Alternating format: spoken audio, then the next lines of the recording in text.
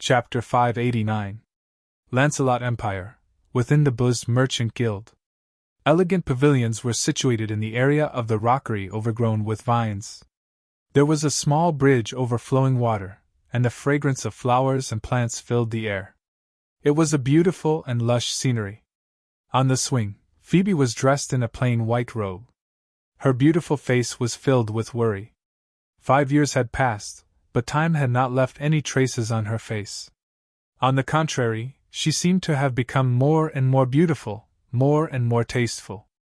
Every time she finished her tedious work, she would habitually stare blankly at the crevice of the rockery. Her thoughts would unconsciously wander back to a few years ago. In that narrow crevice of the rockery, there had once been two people leaning against each other. They could smell each other's scent and feel each other's heartbeats. Many years had passed, but the memory was still as clear as day, as if it had happened yesterday. "Miss, are you thinking of him again?" The sound of footsteps rapidly approached. Fabian looked at the dazed Phoebe and sighed in his heart. He called out softly, "Oh, you're here." Waking up from her thoughts, Phoebe smiled apologetically at Fabian. She waved her hand and pointed at the chair beside her, saying, "Sit first." Fabian did not stand on ceremony and sat down at Phoebe's gesture. Looking at the tired Phoebe, Fabian was a little worried. He hesitated for a moment and carefully said, "That first prince of the Angela Empire has come again." Phoebe, who was still gazing at the fake mountain in front of her in a daze, was somewhat irritated when she heard this. Her brows furrowed as she said impatiently, "This person is too annoying. How many times have I told him? Why does he still come?" Fabian smiled bitterly. He thought to himself, "You know best why he came back." After hesitating for a moment, Fabian had no choice but to explain. "Before coming here, Prince Hagrid had just left the palace. He even went to pay a visit to Lord Quirrell." Phoebe's face turned cold. She lightly snorted and said, "No one can change my decision, including those two." Fabian's smile became even more bitter, but there was a bit of admiration in his heart. He looked deeply at Phoebe and said, "But Lord Brian hasn't appeared for 5 years. There are rumors outside." Fabian didn't continue speaking until here. "Are you saying that Brian is dead?" Phoebe sneered and said disdainfully, "How could Brian be dead? He's just cultivating. Don't listen to those people's nonsense." But it was the Church of Light who released the news, and the Pope of Light himself has confirmed it. Although unwilling, Fabian still spoke the truth. "So what? The Holy Father of Light wouldn't lie?" Phoebe, who had successfully cultivated to the realm of Sword Saint, had improved a lot over the years. However, whenever someone brought up this topic with her, she would always become a little abnormal. The sound of messy footsteps came from outside. Not long after, a group of people arrived. The person in the lead was around 30 years old. His appearance was extraordinary, and he was mature and steady. There was an oppressive air of nobility about him, and it was obvious that he had been in a high position for a long time. Behind him were 2 Grand Magi, a great sword master, 3 archmages, and 2 Earth Knights. They were all dressed in luxurious clothes and looked at this man with complicated expressions. However, when Phoebe saw this person, her eyes revealed obvious annoyance. She said coldly, "Prince Hagrid, why have you come again? We're about to return to our country. I've specially come this time to discuss some of the details of the business between our 2 countries. I really can't be at ease if these things aren't handled well." Hagrid looked at Phoebe and didn't conceal the burning passion in his eyes. "Let's talk when we meet His Majesty tomorrow. I don't really like people disturbing my peace." How could Phoebe not know what he was thinking? She said impatiently. Phoebe jumped off the swing and a sharp sword aura was naturally released. The people behind Hagrid could clearly feel the aura from Phoebe's body. They unnaturally spread out and protected their master in the center. Hagrid stared at Phoebe's back with a face full of infatuation. He only coughed lightly when Phoebe was about to disappear from his sight and said hastily, "I've already discussed some of the details with His Majesty. We only need Miss Phoebe to confirm them."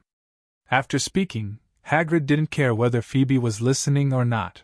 hurriedly blurting out a few questions in rapid succession. Phoebe, who was about to leave, couldn't help but be startled when she heard Hagrid's urgent words. She froze on the spot and looked Hagrid up and down oddly. She said, "Have you gone mad?"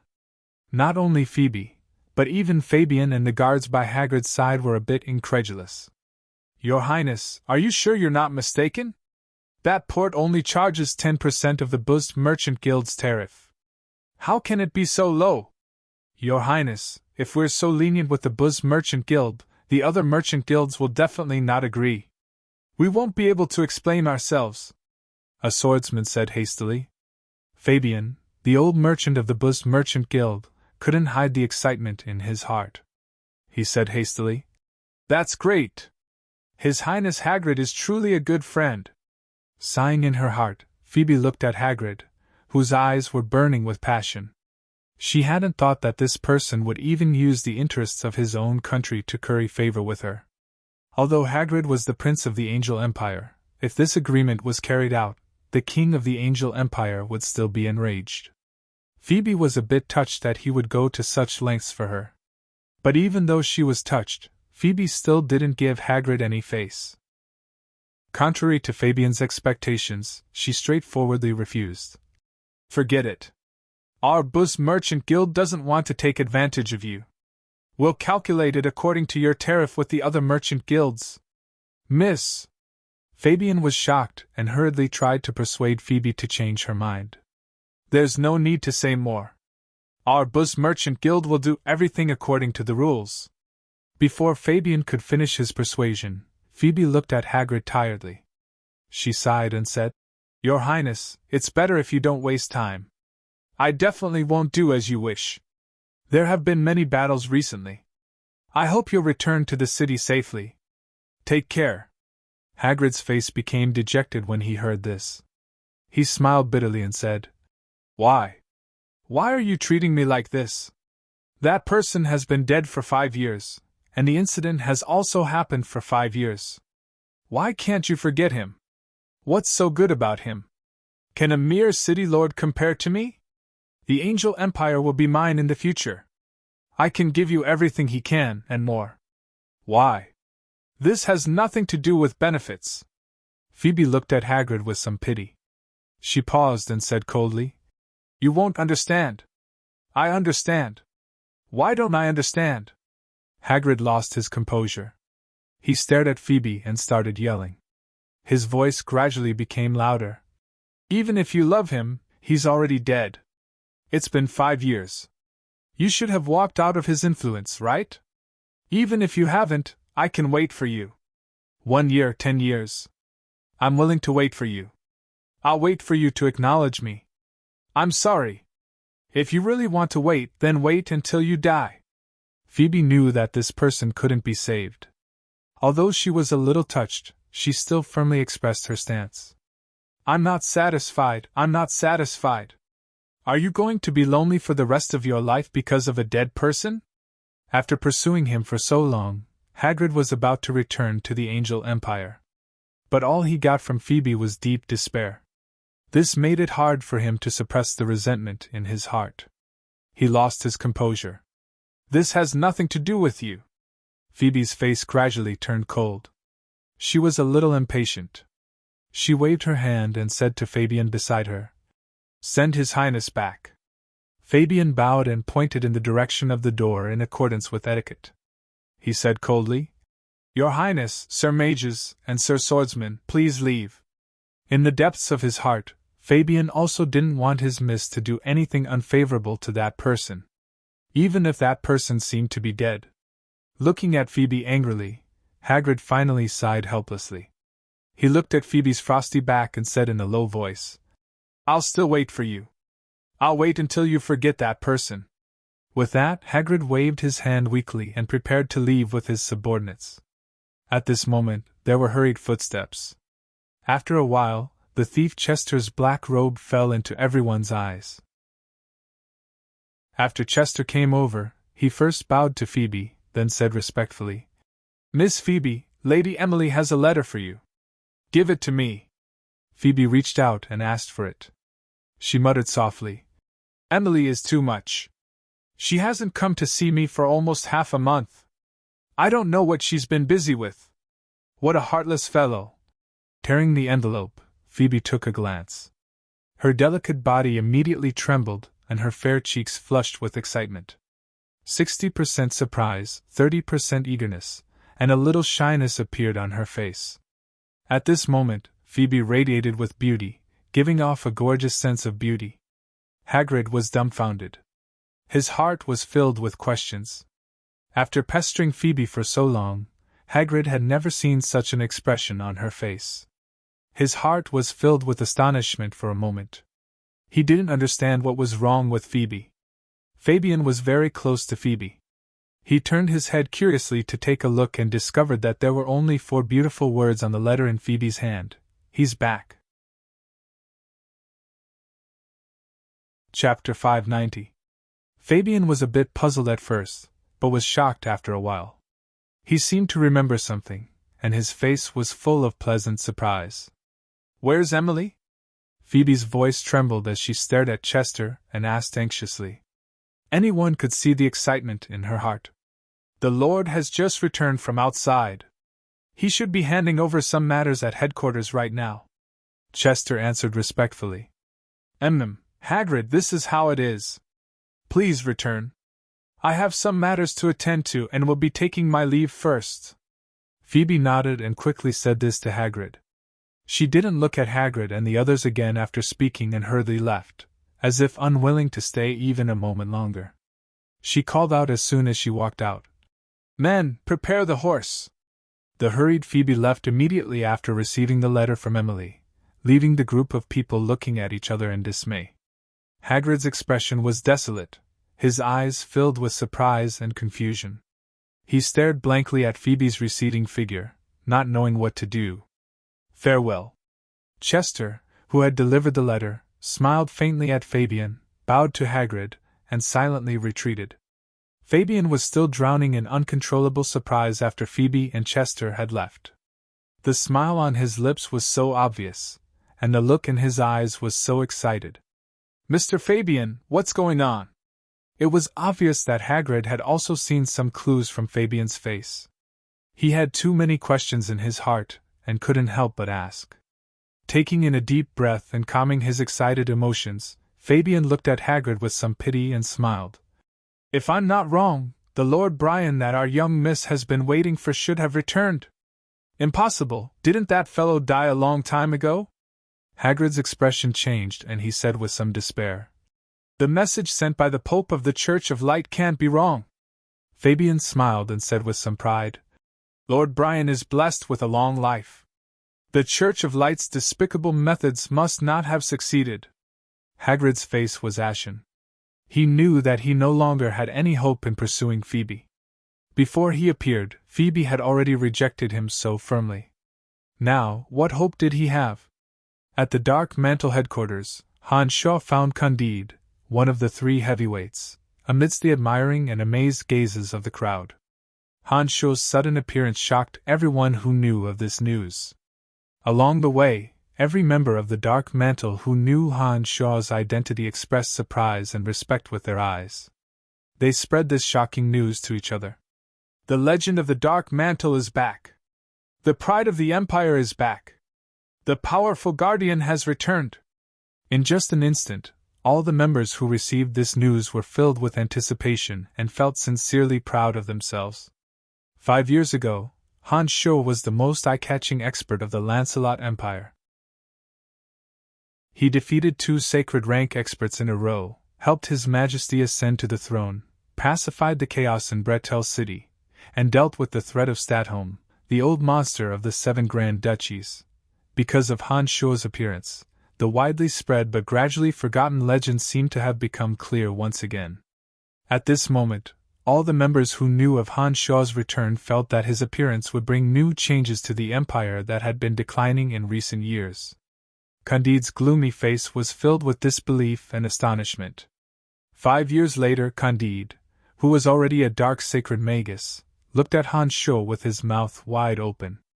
After a long while, he said in a deep voice, I thought you were already dead. With a carefree laugh, Han Sho bluntly pulled over a chair and sat down. He grinned at Candide, who was trying to conceal his excitement, and said confidently, "Do you think I'll die so easily?" Candide, who had always given others a gloomy feeling, revealed a rare gratified smile. He awkwardly smiled and said, "It's good that you're back, it's good that you're back. I have a general understanding of the Empire's current situation. However, I still need to ask you about some secretive matters in order to get the answers I want."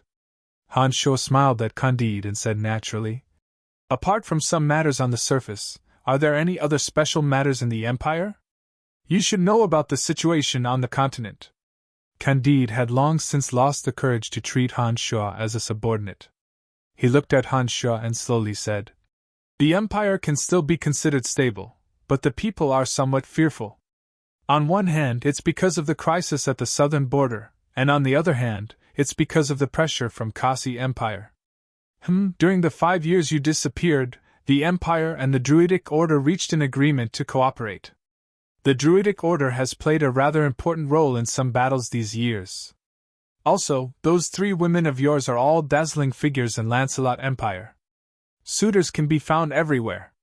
I don't know what magic you used, but even though the Church of Light has confirmed that you, a heretic, have been eliminated, those 3 women actually didn't believe it.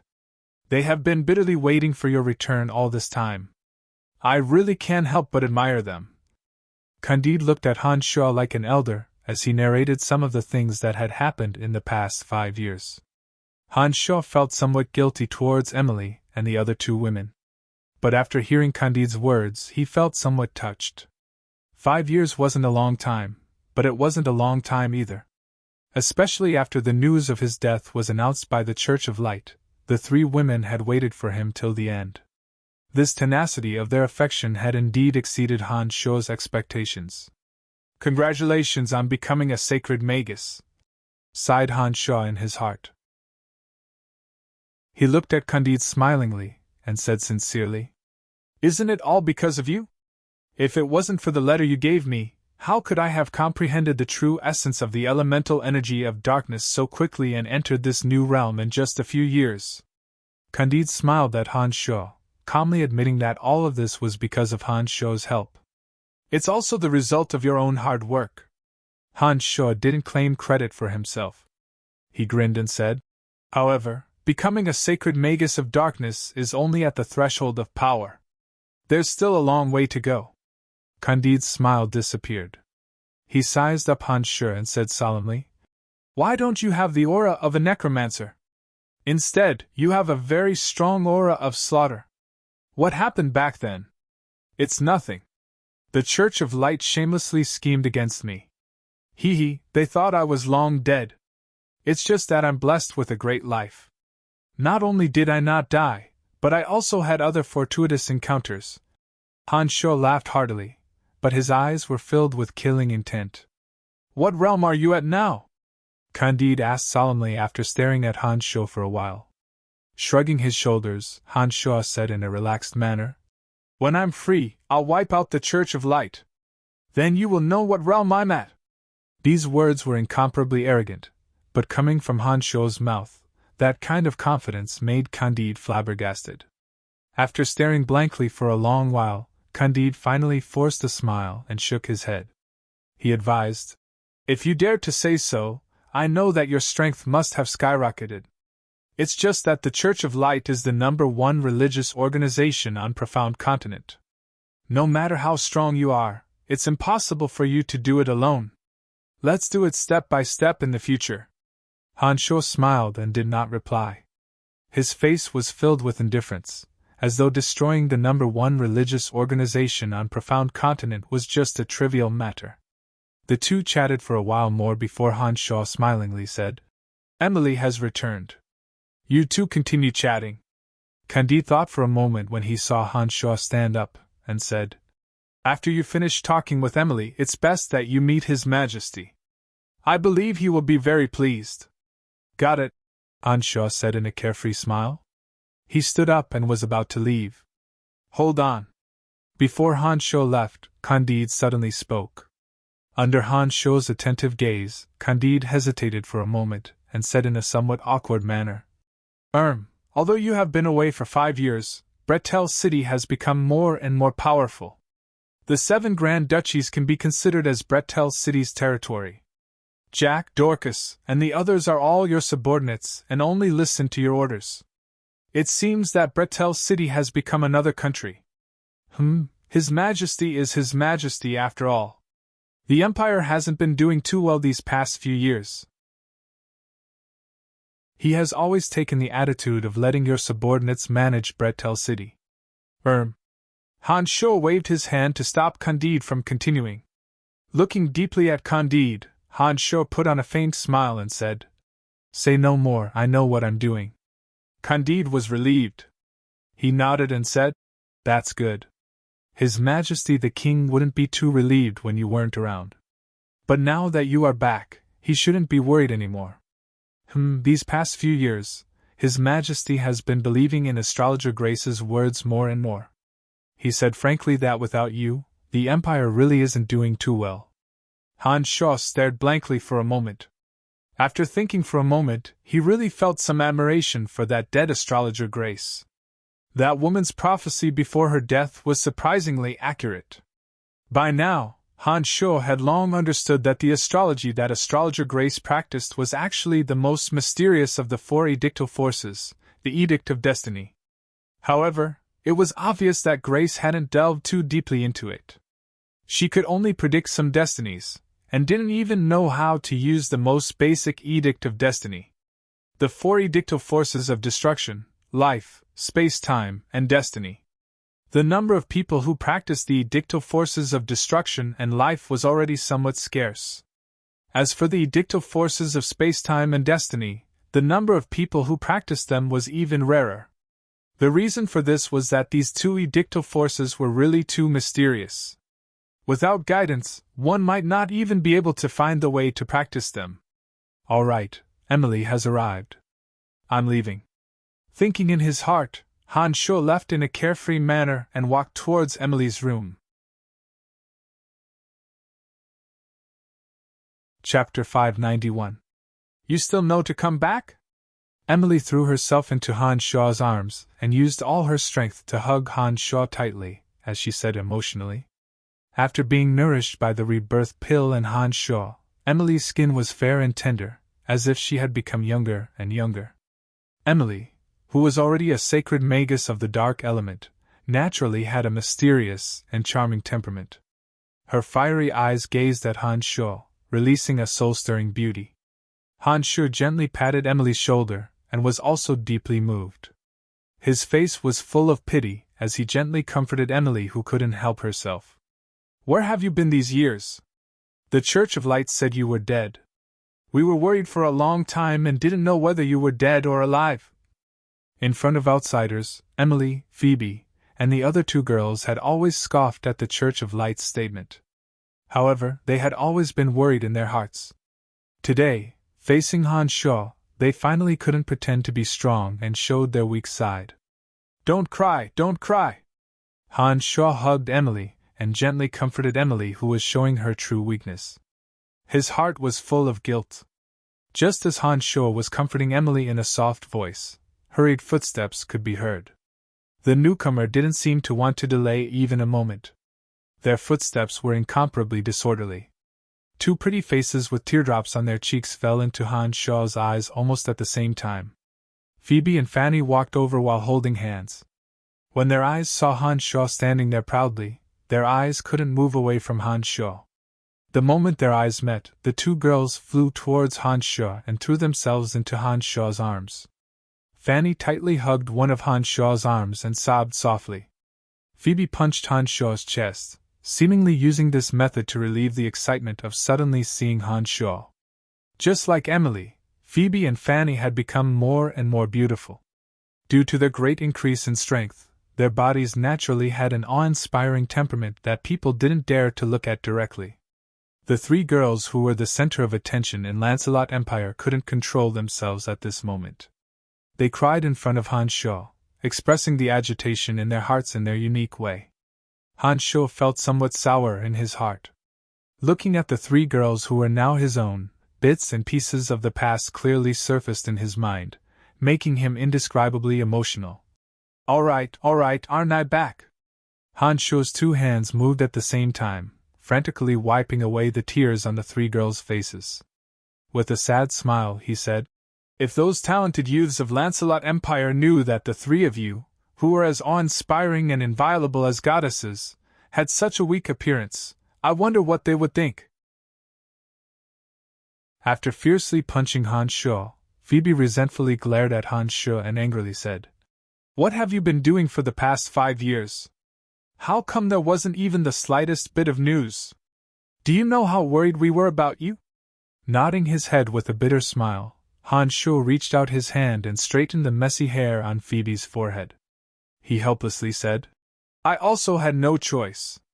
I don't know how many planes of existence we are separated by. Even if I wanted to send you a message, I wouldn't be able to." When these words were spoken, the shock of the three girls surpassed their sadness. Their bright eyes abruptly shot out a bright radiance as they cried out in surprise. "What? 5 years ago, because I was schemed against, I fell to another plane of existence. In the other plane of existence, I experienced some things. After going through untold hardships, I finally found a way to return." Looking at the three girls, Han Shuo slowly explained. "What happened?" Even the experienced and knowledgeable Emily was shocked to the extreme by Han Shuo's words. Her black eyebrows slightly trembled as she anxiously asked, "It's a long story." Looking at the three women who'd had intimate relations with him, Han Shuo slowly narrated the course of events to the three women in simple terms. Although Han Shuo wasn't a brilliant speaker, because his experiences were too thrilling and exciting, in addition to the fact that the three girls cared about him very much, when he said these words, the three girls were pleasantly surprised. Rich expressions constantly emerged on their faces. "The Church of Light is really too shameless and despicable." Phoebe was enraged. She clenched her teeth and fiercely said, "We want revenge." "Don't worry, they won't be jumping around for much longer." When Han Shuo recalled the past, he found it hard to suppress the indignation in his heart. In a cold voice he said, "Not only the Church of Light, but the Primordius Dragon will also have to pay the price for what he has done." "Brian, you said that you have become a god?" Emily, on the other hand, was stunned by Han Shuo's last words. She looked at Han Shuo with trembling eyes. Han Shuo put on a carefree smile and proudly said, "That's right. Although Profound Continent is vast, I believe that there aren't many people who can stop me." Han Shuo was being modest. Given his current strength, he could do whatever he wanted on Profound Continent. The Church of Light and the Shrine of Ice were nothing in his eyes. Based on his understanding of Profound Continent, the Primordius Dragon he once met in the depths of the Dark Forest should be the most powerful being on Profound Continent. However, even the Primordius Dragon was merely a low god cultivating in the elemental energy of Earth. Han Shuo, with his 3 souls, and 2 low god avatars, could easily defeat him. Although Profound Continent was vast, it would be hard to find an expert who could contend with him head-on. Become a god? What kind of realm is this? Phoebe had also awoken from her rage and looked at Han Shuo in disbelief as she murmured, This is too unbelievable." Fanny, who was tightly hugging Han Shuo's arm, had intense amazement in her beautiful eyes. She simply didn't know what to say when she looked at Han Shuo. The reactions of the 3 ladies were within Han Shuo's expectations. With one thought, he unfolded the domain of divinity. In an instant, the surrounding space was distorted by the Edict of Destruction. All elemental energies vanished without a trace. "What's going on? What's going on? Oh my god, my energy! I don't have any energy left!" Before the 3 ladies could react, panicked shouts were heard from outside. The faces of those Dark Mantle members were filled with fear. They couldn't help but shout and yell. It was a very lively scene. For any successful cultivator, once the power they relied on for survival disappeared without a trace, that kind of fear was very difficult to adapt to. Even the demons of the Abyss realm who were used to it would tremble in fear whenever they were in the domain of divinity of the 4 demon kings, let alone these people who were experiencing such a situation for the first time. This is a characteristic of the domain of divinity. Those who have yet to reach the divine realm, no matter what realm they were at, will face death when facing a god. Han Sho explained with a smile when he saw that the three ladies were equally uneasy. This is too terrifying. The faces of the three ladies were aghast. Within the domain of divinity, they, who were high and mighty in the Lancelot Empire, suddenly felt as though they were helpless lambs waiting to be slaughtered. They felt a sense of powerlessness and frustration. With a faint smile, Han Sho withdrew the domain of divinity, and the space elemental energy returned to normal. In an instant, the three ladies felt the return of their energy, and couldn't help but heave a sigh of relief. Their restless minds calmed down. The clamoring Dark Mantle members outside were even more astonished. They were still discussing spiritedly. Some said that what happened just now was just an illusion. However, most of them understood that it wasn't an illusion. They were all talking at once but couldn't find an answer.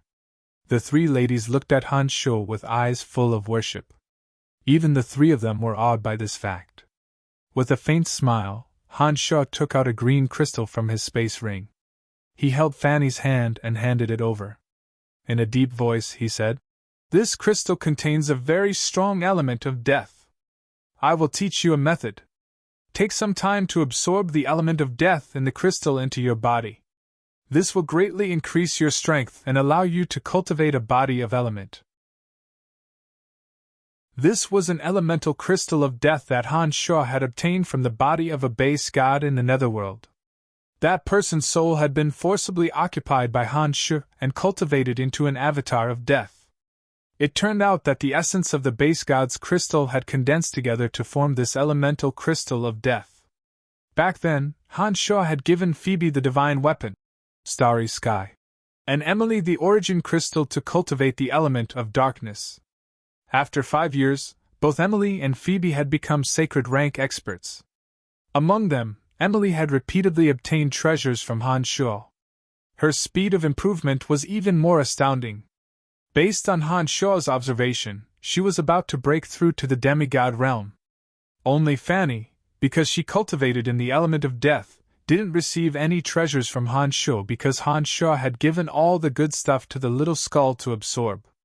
Therefore, she was only a necromancy grand magus. For me? Fanny was overjoyed. Her hands trembled as she held the green crystal. She could feel the powerful element of death contained within it. She was so happy that she didn't know what to say. Every practitioner wanted to improve. All these years, Fanny had always felt inferior. She couldn't catch up to Phoebe and Emily no matter how hard she tried. This made her feel helpless and frustrated. She was also a woman. She was also Han Sho's woman. She didn't want to be inferior to others. However, her aptitude was limited and she didn't have a good master to guide her. Because she cultivated in the element of death and didn't obtain many benefits from Han Sho, her improvement was not obvious. "Of course it's for you," Han Sho affirmed. He stretched out his hand and gently pressed on Fanny's back. He opened his mouth and whispered into Fanny's ear, "Listen with your heart and feel with your heart. This is a method of cultivating the body in the abyss realm. Try to master it. Once you absorb the element of death in that crystal, you can form a body of element." Chapter 592. When a person suddenly obtains something he had been looking forward to for a long time, it was very difficult for him to calm down. Fanny was no exception. On one hand, it was Han Sho's return, and on the other hand, it was the joy of the great advancement in her strength. This made it impossible for Fanny to calm down. After trying for a while, Han Sho discovered that Fanny's soul was in a state of excitement all along. No matter how hard he tried, she couldn't sense what he was doing. He had no choice but to give up. Seeing that Fanny was rather anxious, Han Sho said in a gentle voice, Forget it. There's no rush. All right, forget it for today. That scoundrel is back anyway. We'll have plenty of time in the future." Phoebe smiled and consoled Fanny. With a thought, Han Sho tried to observe Phoebe and Emily. He discovered that the two women were sincerely happy for Fanny. There wasn't the slightest trace of jealousy or dissatisfaction that Han Sho had imagined. Back when he left Profound Continent, Han Sho discovered that there was still some estrangement between the three ladies. He had even thought of a way to appease the other two ladies. He didn't expect that the three ladies would actually get along so well. This was somewhat out of Han Sho's expectation. Emily's eyes roamed around Han Sho's face. As though she understood what Han Sho was thinking, she giggled and said, "Do you think that we would be jealous?" "Somewhat. I didn't expect that the two of you have become so close." Han Sho didn't try to conceal it, and put on a puzzled expression. "You've been gone for 5 years. During such a long time, the three of us could only sense your existence through our mutual acquaintance when we were together. During these 5 years, the three of us would meet each other almost every few days. None of us are the kind of narrow-minded women. We've come to terms with everything. Some of the original barriers have already disappeared without a trace." Emily giggled as she explained to Han Sho. Phoebe also rolled her eyes at Han Sho, as if she wanted to prove the closeness between her and Fanny. She grabbed Fanny's jade arm and glared at Han Sho. "Our relationship is even closer than with you now." Han Sho was stunned. He exclaimed in surprise. "More intimate than me? You won't do that kind of thing while I'm not here, will you?" The three women blushed at the same time and said in unison, "Of course not. Bastard, what are you thinking?" Phoebe fiercely pinched Han Sho. She blushed and said angrily, "We won't be as lascivious as you. On the other hand, that new dark elf of yours had the intention, but we firmly rejected her." "Adele?" Han Sho was startled and said angrily, "You didn't let her have her way, did you?" "Who's Adele?" Phoebe asked doubtfully. "She's the dark elf you mentioned. Her original name is Adele." Han Sho quickly explained and hurriedly asked, "That woman isn't anything good." "Damn it, you're my women. Although she's also a woman, but my women can't be touched by other women." Emily frowned and said solemnly, "No. Her origins are unknown. Although she considers herself to be a woman, we've always been on guard against her." After a pause, Emily slowly said, "This woman is too scheming, even to her own people. We don't like her, so we're just feigning civility with her." "You're quite accurate." Han Sho breathed a sigh of relief and explained, "This woman has her own goals in coming to Bretel City. Humph, running amok in my territory. I'll kill her as soon as I return." "You killed her? How could you bear to kill such a beautiful woman?" Phoebe looked at Han Sho strangely and asked doubtfully, "You didn't rape her first and then kill her, did you?" Han Sho was speechless. Han Sho angrily looked at Phoebe. He discovered that Phoebe was becoming smarter and smarter. She'd actually seen through his actions in an instant. In order to cover it up, Han Sho pretended to be distressed and said, "Phoebe, Phoebe, why are your thoughts so dirty? Why didn't you say I killed her first, and then raped her? She's been painstakingly plotting to kill me. I naturally can't give her any chance. Brian, what's going on?"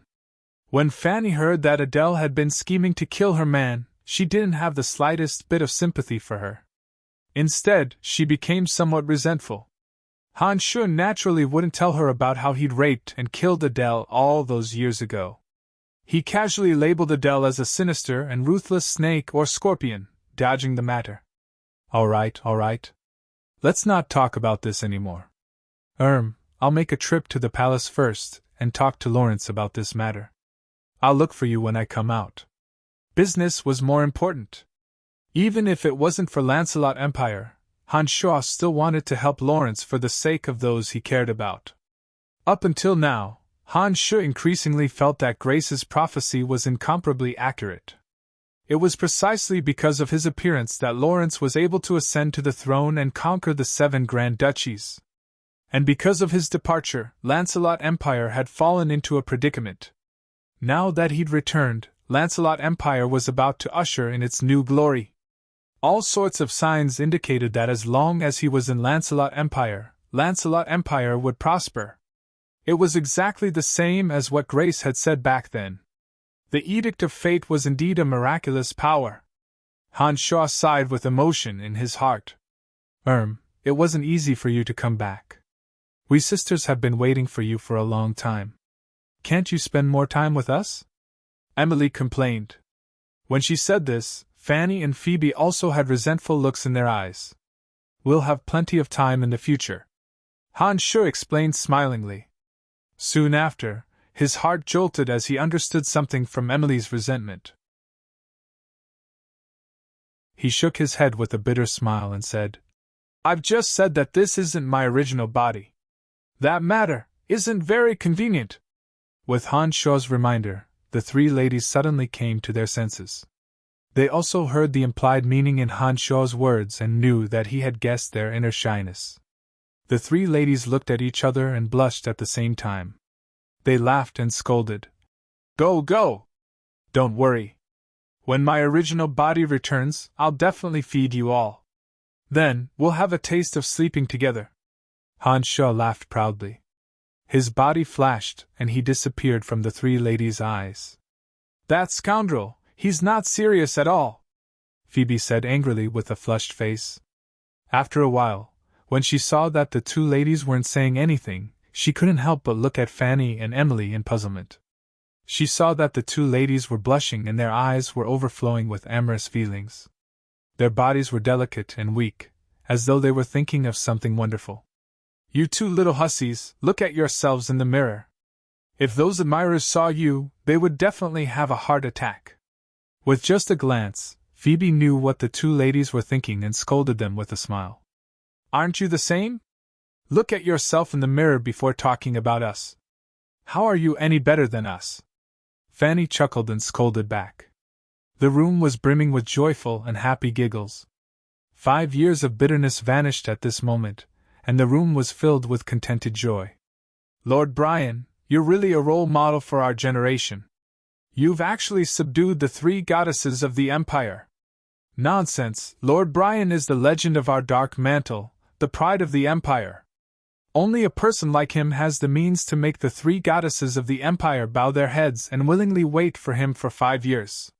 He's really a god. Those members of the Dark Mantle who heard the silver bell-like laughter sighed in admiration. Lancelot Empire's Imperial Palace. Han Shu easily passed through layers upon layers of defenses and arrived unimpeded at the palace where Lawrence handled official business, without making a single sound. Compared to before, Lawrence was much calmer. Although he looked exhausted, he was still concentrating on examining and approving documents. Judging from his focused appearance, it seemed as though he could continue for a year or two if no one disturbed him. Through Jack, Dorcas and the others, as well as the enormous dark mantle apparatus, Han Shu knew that Lawrence was indeed a wise ruler. In the past few years, Lawrence had used all his wisdom on the internal construction of the Empire. The Empire had achieved remarkable results. None of the citizens of the Empire dared to deny Lawrence's contributions to the Lancelot Empire. Even though the Lancelot Empire was currently facing the frenzied suppression of the Empire of Orcs and Kasi Empire, its defense was still impregnable under Lawrence's leadership. Because of this, although the citizens of Lancelot were somewhat fearful, they still had great faith in the power of the Empire. There had not been a single civil strife, and the cohesiveness of the Empire was astonishingly strong. For this to be the case, Lawrence deserved great credit. After silently observing for a while in the dark, Han Shu could even clearly see a few tufts of white hair at the back of Lawrence's head. He sighed inwardly. Han Shu knew that Lawrence must have been exhausted by the state's affairs all these years. Lawrence didn't disappoint him. After standing in silence for a long while, Han Shu softly coughed. Who is it? Lawrence asked in a deep voice without raising his head. Long time no see. Han Shu replied, walking out from behind with a smile. Lawrence frowned when he heard the voice. He seemed to be a little puzzled by this familiar yet unfamiliar voice. Lawrence frowned and pondered for a while. Then, an irrepressible surprise suddenly burst out from his eyes. He abruptly raised his head and turned around, exclaiming with extreme joy. Brian, is that you? It's me, I'm back, Han Shu said with a smile. He paused for a moment, then said with a solemn expression, "I'm back to help you conquer the world."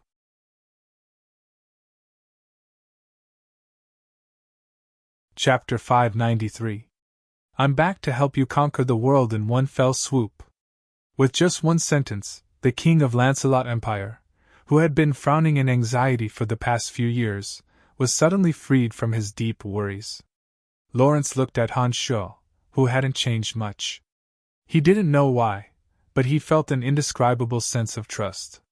It was as though as long as Han Sho was in Lancelot Empire, he and the country had nothing to worry about.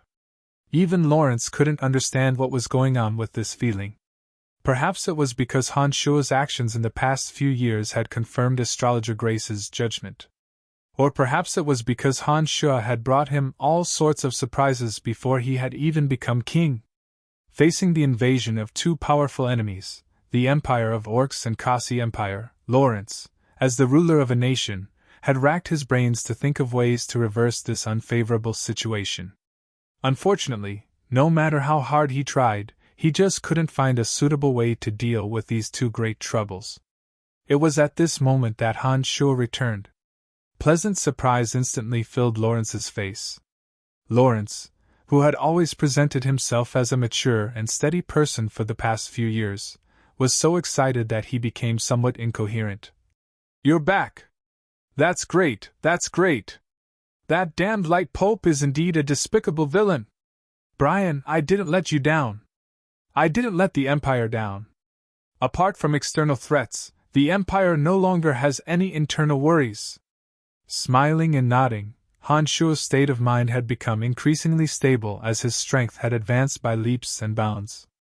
With his current realm, he could naturally tell that Lawrence's words were indeed from the bottom of his heart. "There's no need for superfluous words.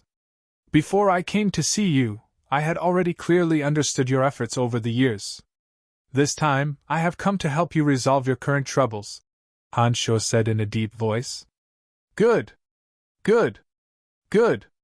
Lawrence said good 3 times in a row. He laughed heartily and said, "It's been 5 years since we last met, and you've become even more domineering than before. That's great! With you in Lancelot Empire, I can finally be at ease." With a wave of his hand, a chair from afar steadily flew and landed behind Han Sho. Han Sho sat down calmly and looked straight at the agitated Lawrence. He laid back comfortably and lazily said, "The current situation on the continent may seem chaotic and complicated, but in fact, it's nothing more than the struggle between the few major religions. The Church of Light and the Shrine of Ice are the most powerful. Therefore, the Odin Empire and Kasi Empire, which are supported by them, also have the upper hand.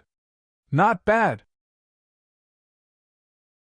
When facing Han Sho, Lawrence not only didn't have the arrogance that an emperor should have, but he also deliberately lowered his stance and said angrily, "I didn't believe that a religious organization could be behind a huge state, but now I believe it. The effect of an existence that stands above all other experts to a religion or a nation is simply too immeasurable." After hearing Lawrence's words, Han Sho put on a faint smile. He understood that Lawrence must have learned something in the past few years. It seemed that the two demigod existences of the Church of Light and the six-horned tribal king of the soul race should have made him deeply understand the importance of the threat an expert could pose to a nation. "Be at ease. From today onwards, those experts will no longer pose any threat to us. And our Lancelot Empire, just like how we conquered the 7 Grand Duchies back then, will conquer the entire profound continent in one fell swoop." Han Shu's words were resolute and decisive. Absolutely savage. However, not only did Lawrence not feel that Han Sho was being presumptuous, he instead felt an indescribable sense of peace and excitement that he was forcibly suppressing. Han Sho extended a finger and arrogantly said, 1 month. In 1 month, I will help you sweep away all the experts of hostile religions." Even Lawrence, who was extremely confident in Han Sho, was somewhat stunned. It wasn't that he didn't believe in Han Sho's might, but that 1 month's time was just too short. And he deeply understood how terrifying the strength behind the enemy was. In just 1 month's time, Han Shuo had declared that he would sweep away all the religious experts on Profound Continent who were enemies of Lancelot Empire. This was just too savage, too arrogant. Lawrence looked at Han Shuo with some uncertainty and probed. Brian, isn't 1 month a little too short? That alien race behind the Brute Merchant Alliance, that one from the sacred mountain of the Church of Light, that ice, say no more. Han Shuo smilingly interrupted Lawrence's description and said domineeringly, You only need to prepare to mobilize the entire nation's military forces and clean up the mess for me. In the future there will only be one empire on Profound Continent, and that is our Lancelot Empire. Upon finishing those words, Han Shuo stood up and said with a smile that wasn't a smile, If you trust me, then get ready. Of course I trust you, but... Lawrence didn't know whether to laugh or cry. He thought to himself, It's been 5 years since we last met. Han Shuo's appearance hasn't changed much, but why has his character become so insolent and domineering? Very well. Let's split up. I'll be the main attacker and you'll be the support. That will do. Han Shuo immediately made his decision and said with a calm smile, All right then, I'll take my leave. Starting from the Empire of Orcs at the southern border, our Lancelot Empire's war of conquest officially begins. Like an erratic ghostly shadow, Han Shuo's figure concealed in the darkness and vanished without a trace. Lawrence stared at Han Shuo with his eyes wide open. He felt as though Han Shuo had suddenly blended into the darkness, leaving no trace behind. South border city of the Empire of Orcs at the southern border of Lancelot Empire. The shadow of war had shrouded South Border City. Since the Empire of Orcs launched their first frenzied attack 2 years ago, South Border City had been embroiled in dozens of big and small battles. Compared to the Empire of Orcs in the past, the Orcs in the past 2 years seemed to have all gone mad. Not only had they gone mad, but they had also become unprecedentedly united and stubborn.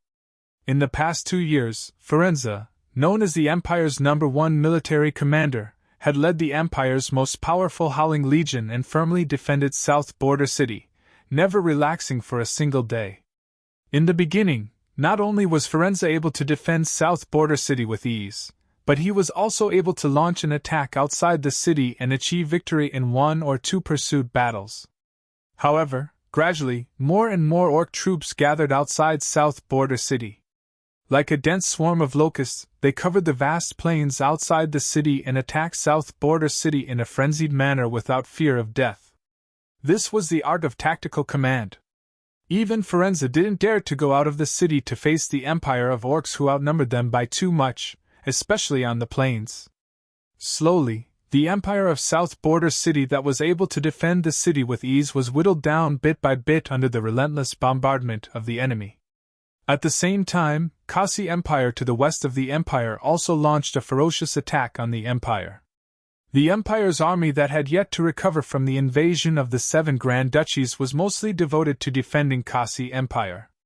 They were simply unable to provide any reinforcements for South Border City. Without an advantage, no matter how marvelous Firenze's art of command was, he did not have enough troops at his disposal. In the face of the never-ending onslaught of the Empire of Orcs, the South Border City gradually became powerless. In every battle, the South Border City's army would be whittled down. Fortunately, the people of the southern border were valiant. Firenze had a lofty status in the southern border, and His Majesty Lawrence's reputation had spread far and wide. Many able-bodied men voluntarily gave up their original occupations and threw themselves into the resistance against the Empire of Orcs for the sake of the safety of their homeland. It was precisely because of this that South Border City could hold its ground for 2 years without being breached. There would come a day when manpower was depleted. 2 years later, more than half of the South Border City's men in their prime had been depleted. Faced with the Orcs' seemingly tireless siege and the deaths that they suffered, many people's willpower had gradually become dispirited. The day before yesterday, the city gate was almost breached. South Border City was shrouded in unprecedented panic. We're done for. No matter how powerful Lord Firenze is, there's nothing he can do without troops at his disposal. Sai, what should we do? His lordship has indeed treated us well. His Majesty the King is also wise. I really don't want to leave this place where I grew up. But I don't want to die either. Let's go to Bretel City. It's said that it's the safest city in the entire Lancelot Empire. After all, it's Lord Brian's city. Although Lord Brian has disappeared for 5 years, his lordship has a group of miraculous experts by his side. There shouldn't be any danger there. Sigh, I still don't want to leave my hometown unless it's absolutely necessary. Let's wait and see. If it really doesn't work out, we'll have no choice but to migrate thousands of miles in order to survive. Such conversations had been occurring frequently in recent days, and the frequency was getting higher and higher. Under the threat of death, everyone had to plan for themselves. Bretel City, which had been peaceful for the past few years and had developed rapidly in terms of military strength and financial resources, had unexpectedly become the first choice for everyone to migrate to. Just as the people of South Border City were in a state of panic, on this day, the magical transportation matrix within the city, which had not lit up for a long time, suddenly blossomed with brilliant light. Miss has returned!" the Chief Imperial Guard cried out in surprise. He was beyond excited to see the radiant Fanny. "Where is my father?" Fanny did not waste any time. She knitted her brows and asked straightforwardly. "His lordship is on top of the city walls, reinforcing the city walls with the civilians. Sigh, he hasn't come down for a day and a night." The Chief Imperial Guard sighed softly, seemingly worried for Firenze. "Come, let's go see father." Fanny pulled Hansha and flew out of the city. "Who's that?" The Chief Imperial Guard stared blankly for a moment, and suddenly asked in puzzlement. "I don't know. Hasn't Miss Fanny always rejected the advances of any young and talented men? Why did she suddenly change her character?" A knight was equally astonished. "Sigh, Lord Brian has disappeared for so many years. It seems that even Miss has forgotten about his lordship's contributions to the Empire. Sigh, forget it. We are just lowly soldiers. What's the point of worrying about this? However, Miss doesn't seem to be as loyal as we thought. Sigh, people's hearts are not what they used to be. People's hearts are not what they used to be." The sounds of discussion gradually died down.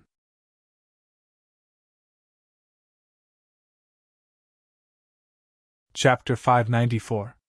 The southern border city's city walls were like a woman who had been ravaged for a long time.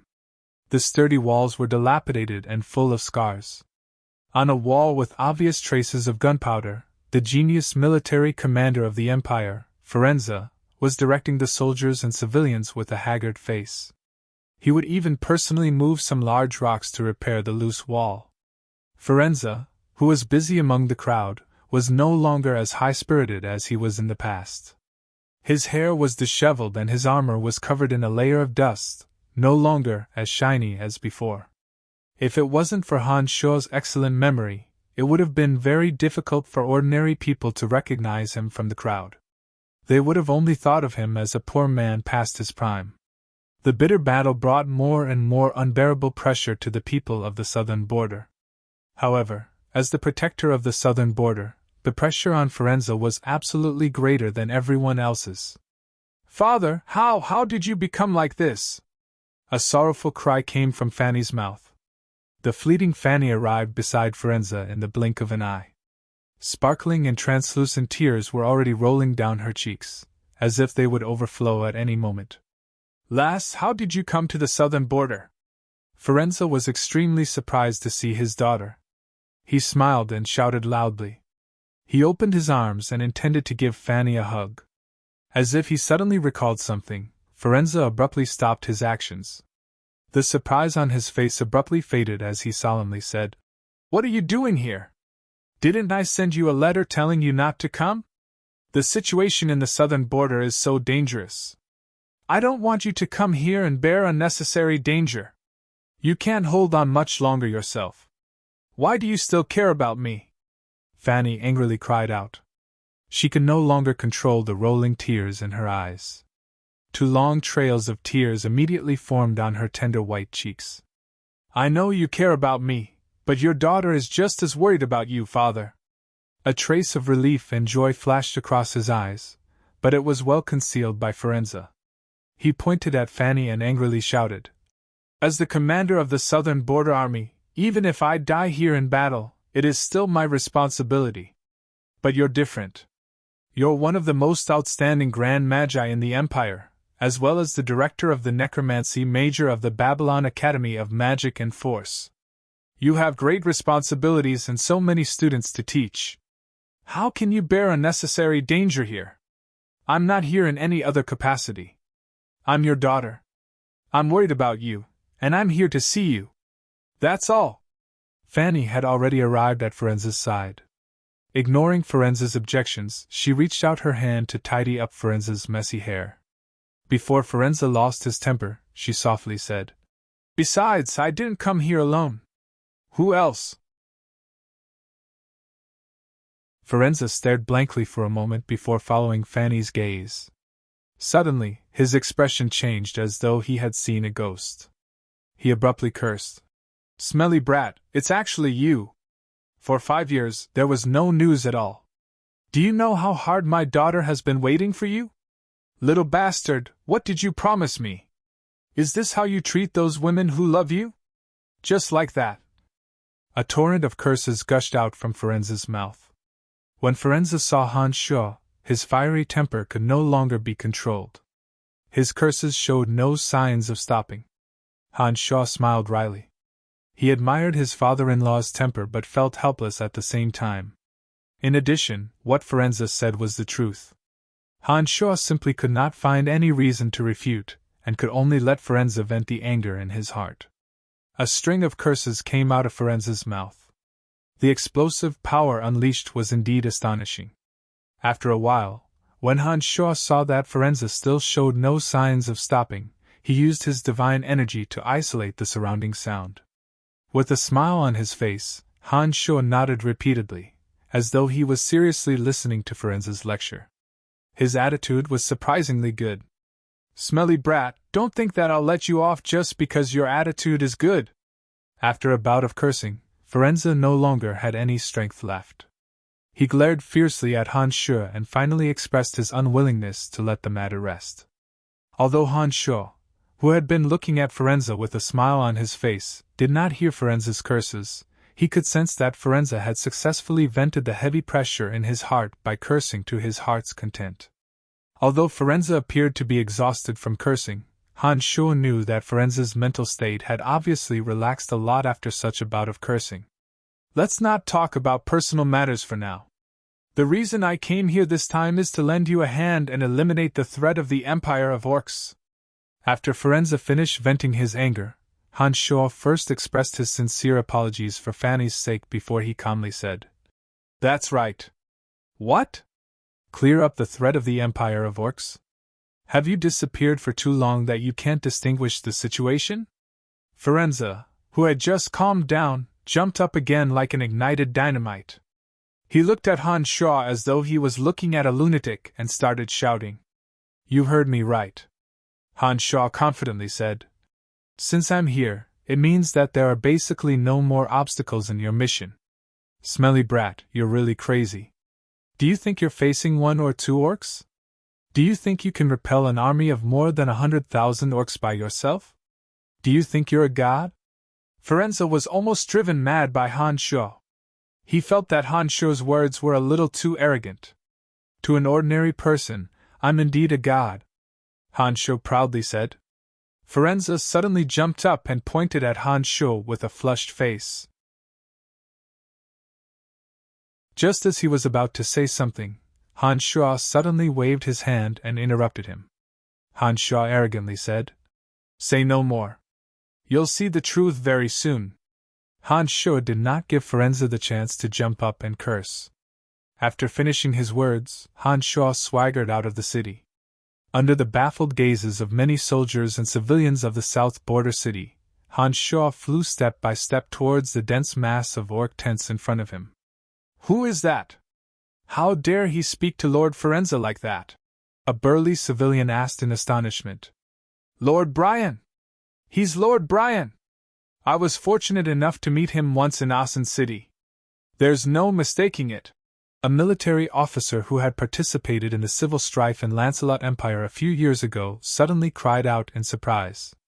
Everyone was shocked when they heard his words. All the soldiers and civilians on the city wall who heard the military officer's cry were like hot water that had been roasted in a fire for a long time suddenly boiling.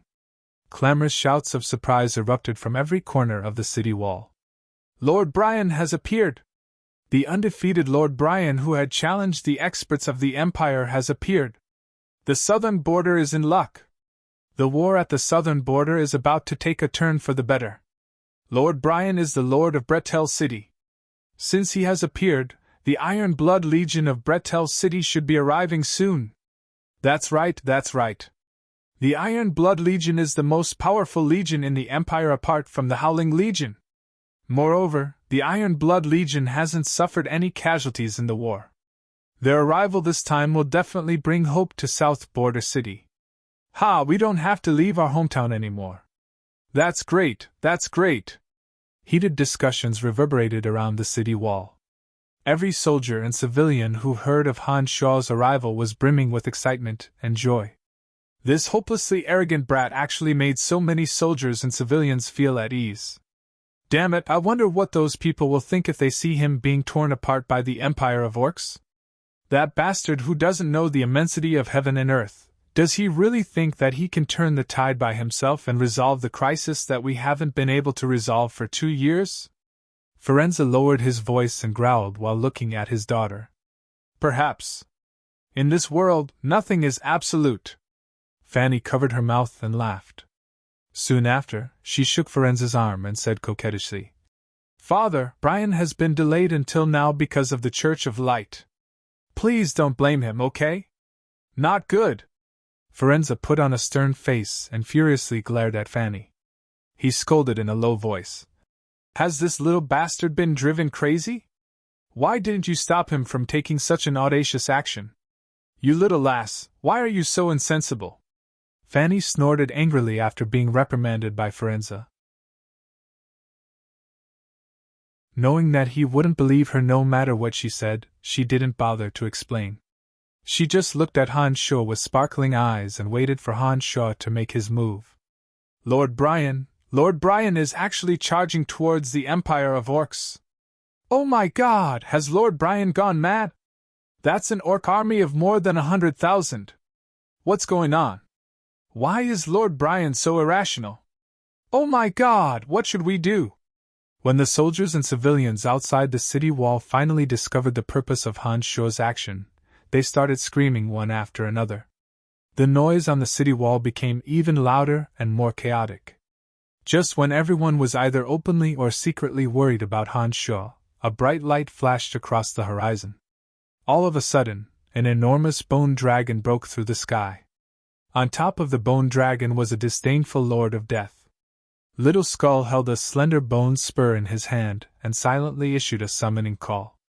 As a low god who cultivated in the elemental energy of necromancy, Little Skull's control of necromancy energy had improved substantially.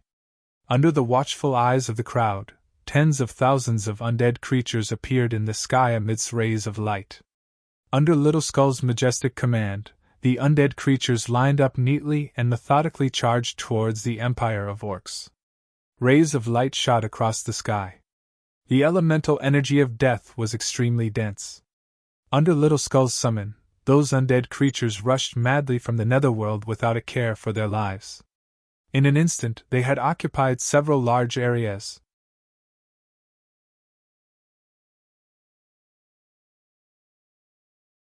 Chapter 595. Within a short period of time, innumerable undead creatures had appeared outside the South Border City. Little Skull's strength had obviously skyrocketed after he became a god. Unknowingly, he had become extremely adept at manipulating the element of death. This might have been due to some sort of inspiration from the gravestone on his chest. Enormous undead creatures came from the netherworld one after another. Under Little Skull's command, they lined up neatly and charged at the orc army. In an instant, the area outside the South Border City had turned into a kingdom of the undead. Under the influence of Little Skull's domain of divinity, the extremely dense element of death frantically converged and provided the enormous number of undead creatures with an endless supply of energy. The soldiers and civilians watching from the top of the south border city walls were all dumbfounded. They knew that Han Shuo was a powerful necromancer, but they were still astonished when they saw such a terrifying army of undead creatures appear with their own eyes. At a glance, there were densely packed undead creatures everywhere. They seemed to have blotted out the sky and earth. When they ferociously charged at the orc army, their indomitable momentum was extremely frightening. Unbelievable! How could Lord Brian be so terrifying? Heavens, so many undead creatures! So it turns out that necromancy magic can be so valiant when cultivated to a high realm. We're saved! Haha, those damned orcs, they're going to suffer. What's going on? How could he be so powerful? Firenze was obviously taken aback and asked Fanny, who was beside him, in a somewhat hurried manner. I'm not too sure either. I didn't expect his realm to be so terrifying. As a fellow practitioner of necromancy magic, Fanny naturally understood that the appearance of every undead creature would deplete the summoner's mental strength. There were thousands upon thousands of undead creatures outside South Border City. Fanny simply didn't dare to imagine how enormous the mental strength required to summon them would be. Lass, why did this kid suddenly appear? Do you know where he has been for the past 5 years? Firenze was obviously very curious about Han Shuo's disappearance. Seeing that Han Shuo's strength had once again improved at an inconceivable rate, Firenze was truly astounded. I'm not too sure either. It's just that as soon as he returned, he came to help the southern border. Han Shuo's experiences in the Abyss realm were too unimaginable. Without reaching a certain realm of strength, most people would not believe him. Therefore, Fanny did not explain it to her father. Brat, at least you still have some conscience. Firenze coldly snorted when he heard Fanny defending Han Shuo. However, his tone was clearly much more relaxed. Look, they've started fighting! A joyful cry suddenly sounded from the top of the city wall of the south border city. Everyone turned to look and discovered that the undead creatures that covered the mountains and plains had officially begun their attack on the orcs.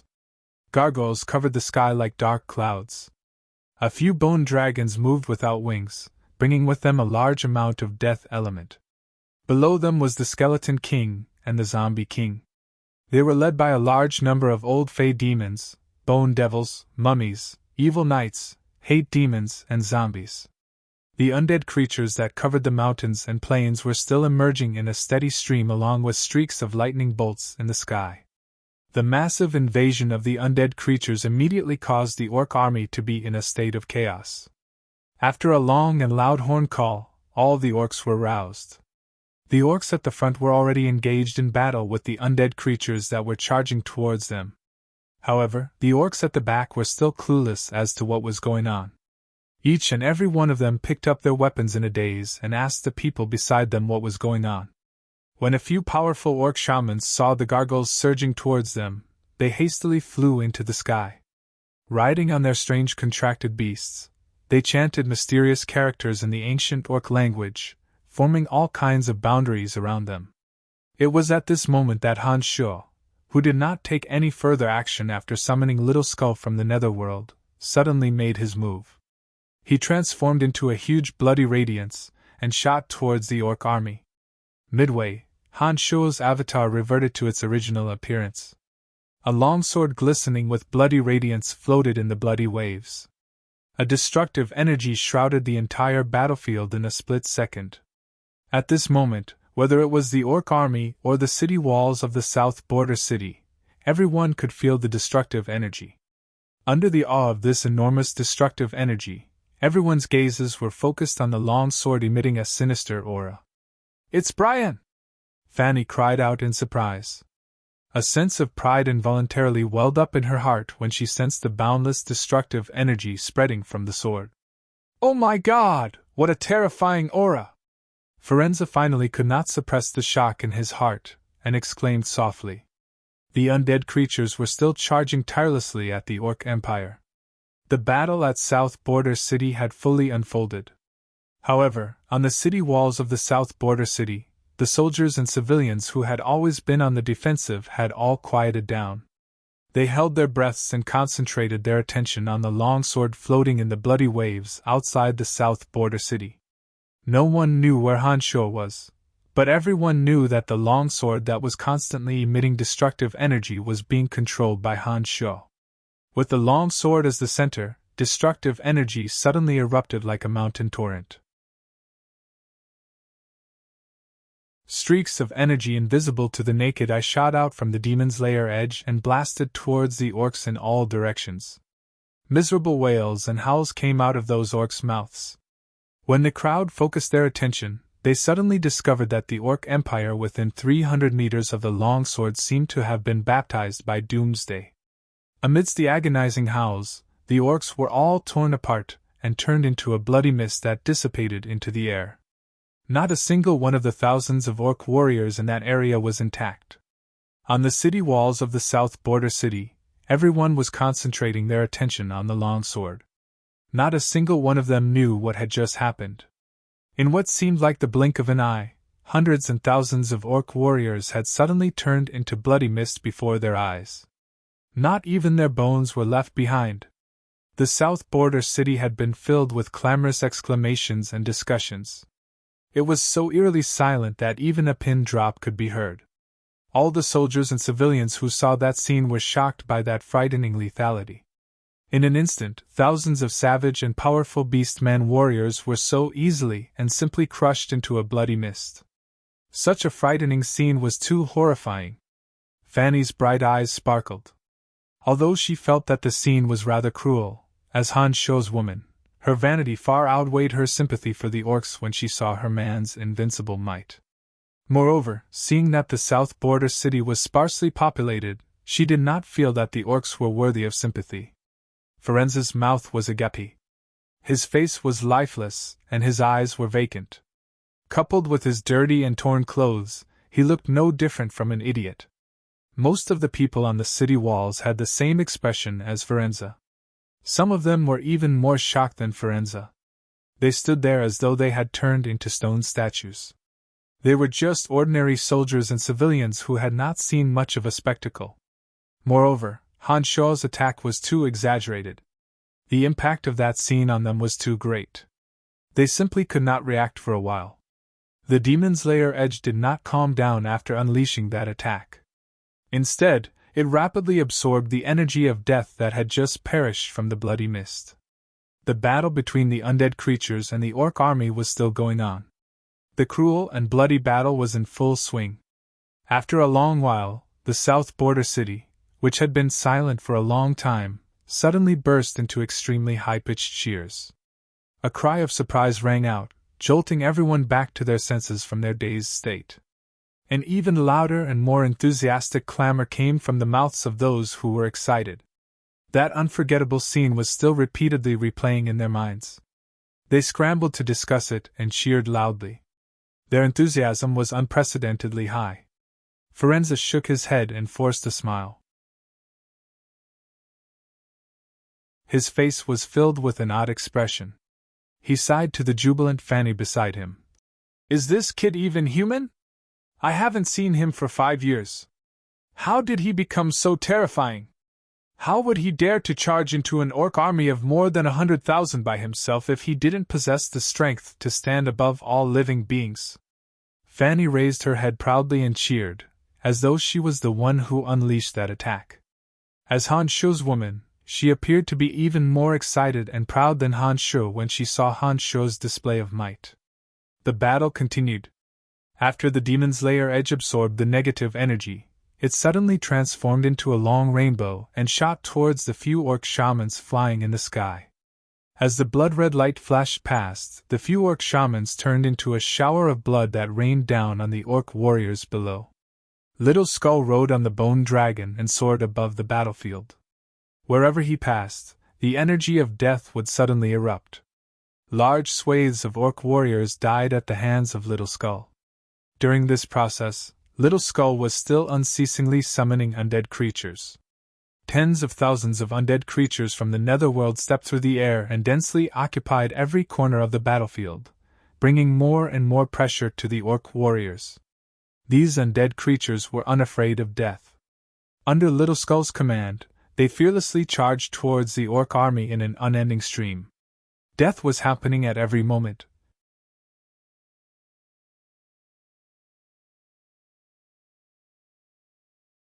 Chapter 596.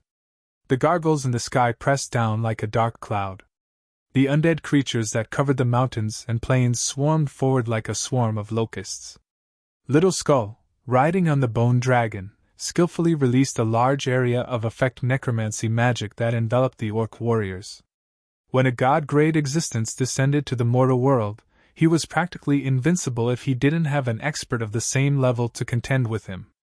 Although Little Skull was only a low god, necromancy magic was originally suitable for group battles. The enormous undead creatures tore through the air and actually drowned the orc warriors.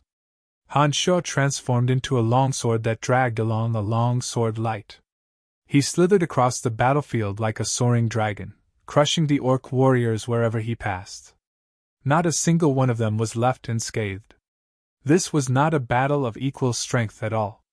With Han Sho and Little Skeleton, two low gods on their side, the orc warriors who had been throwing their weight around for the past few years had completely become the target of slaughter. They had absolutely no ability to resist. Amidst the clamor, the orc warriors dispatched a few shamans. Faced with Han Sho and Little Skull, who were much stronger than them, they were easily killed on the spot. This dealt a heavy psychological blow to the orc warriors. On the battlefield, the cruel massacre continued. The undead creatures that were everywhere had no sense of fear or pain. They were undoubtedly the most terrifying warriors. As long as their souls weren't destroyed, they could continue attacking even if their bodies were smashed to pieces. Under the cover of various auxiliary boundaries, the undead creatures' strength and speed were greatly enhanced. They continuously launched a frenzied assault on the orc warriors.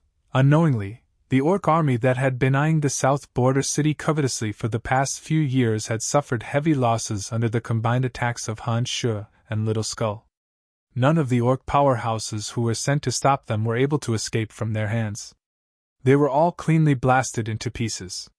The enormous orc army, faced with the seemingly endless attacks of the undead creatures that didn't know pain or exhaustion, wailed like ghosts and howled like wolves as they fell into pools of blood. Whoosh!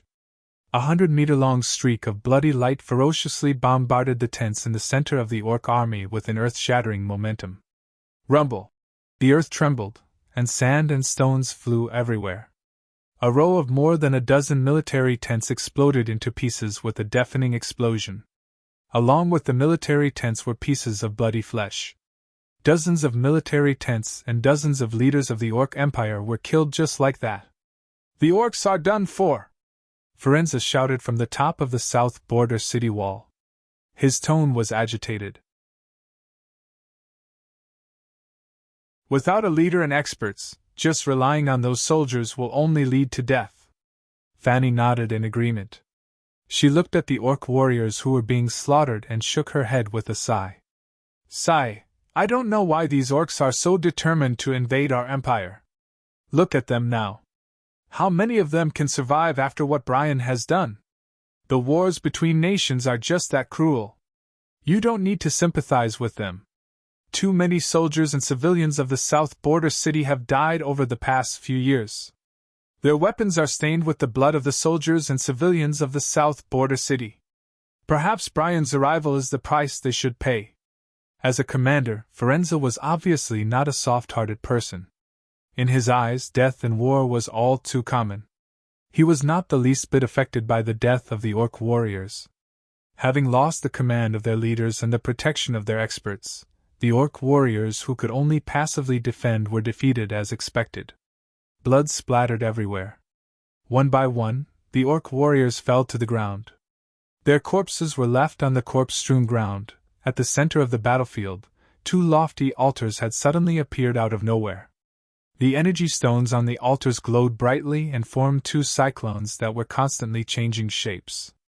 They collected strands of energy from the battlefield to replenish the divine energy in the bodies of those who had set up the altars. Of the two altars, One was shrouded in a dense aura of death, while the other was shimmering in a strange and blurry light. It seemed as though the law of destruction was being performed. The two altars, emitting different energy auras, operated together in the middle of the battlefield. They absorbed and collected the unique energy formed by the death and destruction on the battlefield bit by bit. As the energy of death and destruction on the battlefield increased, the number of orc warriors decreased. Gradually, the mournful, high-pitched howls turned intermittent and finally into silence. Han Sho reverted to his human form and stood proudly in the void. He looked down at the ground and discovered that the ground was littered with the corpses of orc warriors. It was getting harder and harder to find an orc that was still alive. As far as the eye could see, other than the corpses of the orcs, there were also the undead creatures that were blankly searching for living targets. It seemed that the battle had come to an end.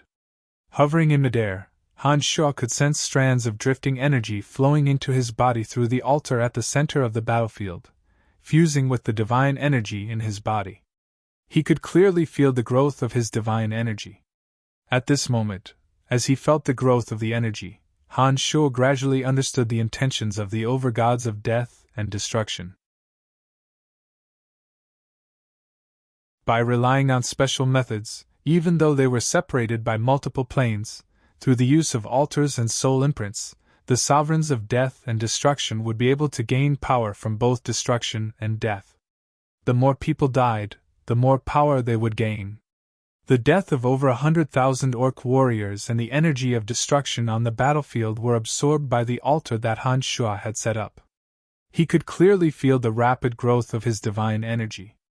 After doing some calculations in his mind, Han Sho discovered that the energy of destruction caused by the death of over 100,000 orc warriors was equivalent to the power of faith of over 100,000 people over a few decades.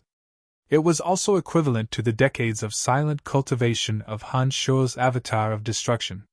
It was no wonder that the overgods of death and destruction would do everything possible to send their subordinates to other material planes to wreak havoc. It was much easier to obtain energy this way than to cultivate on their own. There were thousands of material planes. If countless lives were destroyed in every material plane, then the energy obtained by the overgods of death and destruction would definitely be able to greatly improve their divine energy. Father, they are no longer a threat. I need to go back and digest the energy I just obtained. Just as Han Sho was thinking, Little Skull sent a message. Looking up, Han Sho saw Little Skull riding the bone dragon on top of the altar of death. The gravestone on Little Skull's chest was spinning rapidly like a small whirlpool. The altar of death below seemed to have run out of energy, and was no longer glowing. Han Sho replied. After observing for a while, Han Sho discovered that the gravestone on Little Skull's chest seemed to have the ability to speed up his absorption of the energy of death. He and Little Skull had set up the altar at almost the same time. Now, not only had Little Skull absorbed all the energy around the altar, even his body had completed the energy conversion, but Han Sho himself was only halfway through. Naturally, Little Skull would not be courteous with Han Sho. Riding on the bone dragon, he cast some kind of strange spell. The complicated magic circle in the center of the altar that was supposed to be used to collect the energy of death suddenly shone with a misty green light. One by one, the undead creatures swarmed into the misty green light and disappeared. The undead creatures left as quickly as they came. After a while, the enormous undead creatures returned to the netherworld through the altar under Little Skull. As the caster, Little Skull looked at Han Sho after seeing that the undead creatures had swarmed into the altar in an orderly manner. All right, Father, please send me back. Han Sho was a little surprised, but he did not say anything. He cast a simple necromancy spell, and Little Skull disappeared in a flash of bright light as if he had been caught by space. This guy is getting more and more amazing. Han Sho smiled and sighed. He was not in a hurry to leave, but instead hovered in place and silently absorbed the energy of destruction on the battlefield through the altar below. The amount of energy of destruction caused by the death of hundreds of thousands of orcs was quite considerable. Without a magical treasure like the gravestone, Han Sho would need to spend more time and energy to absorb the energy than Little Skull. Han Sho was not in a hurry.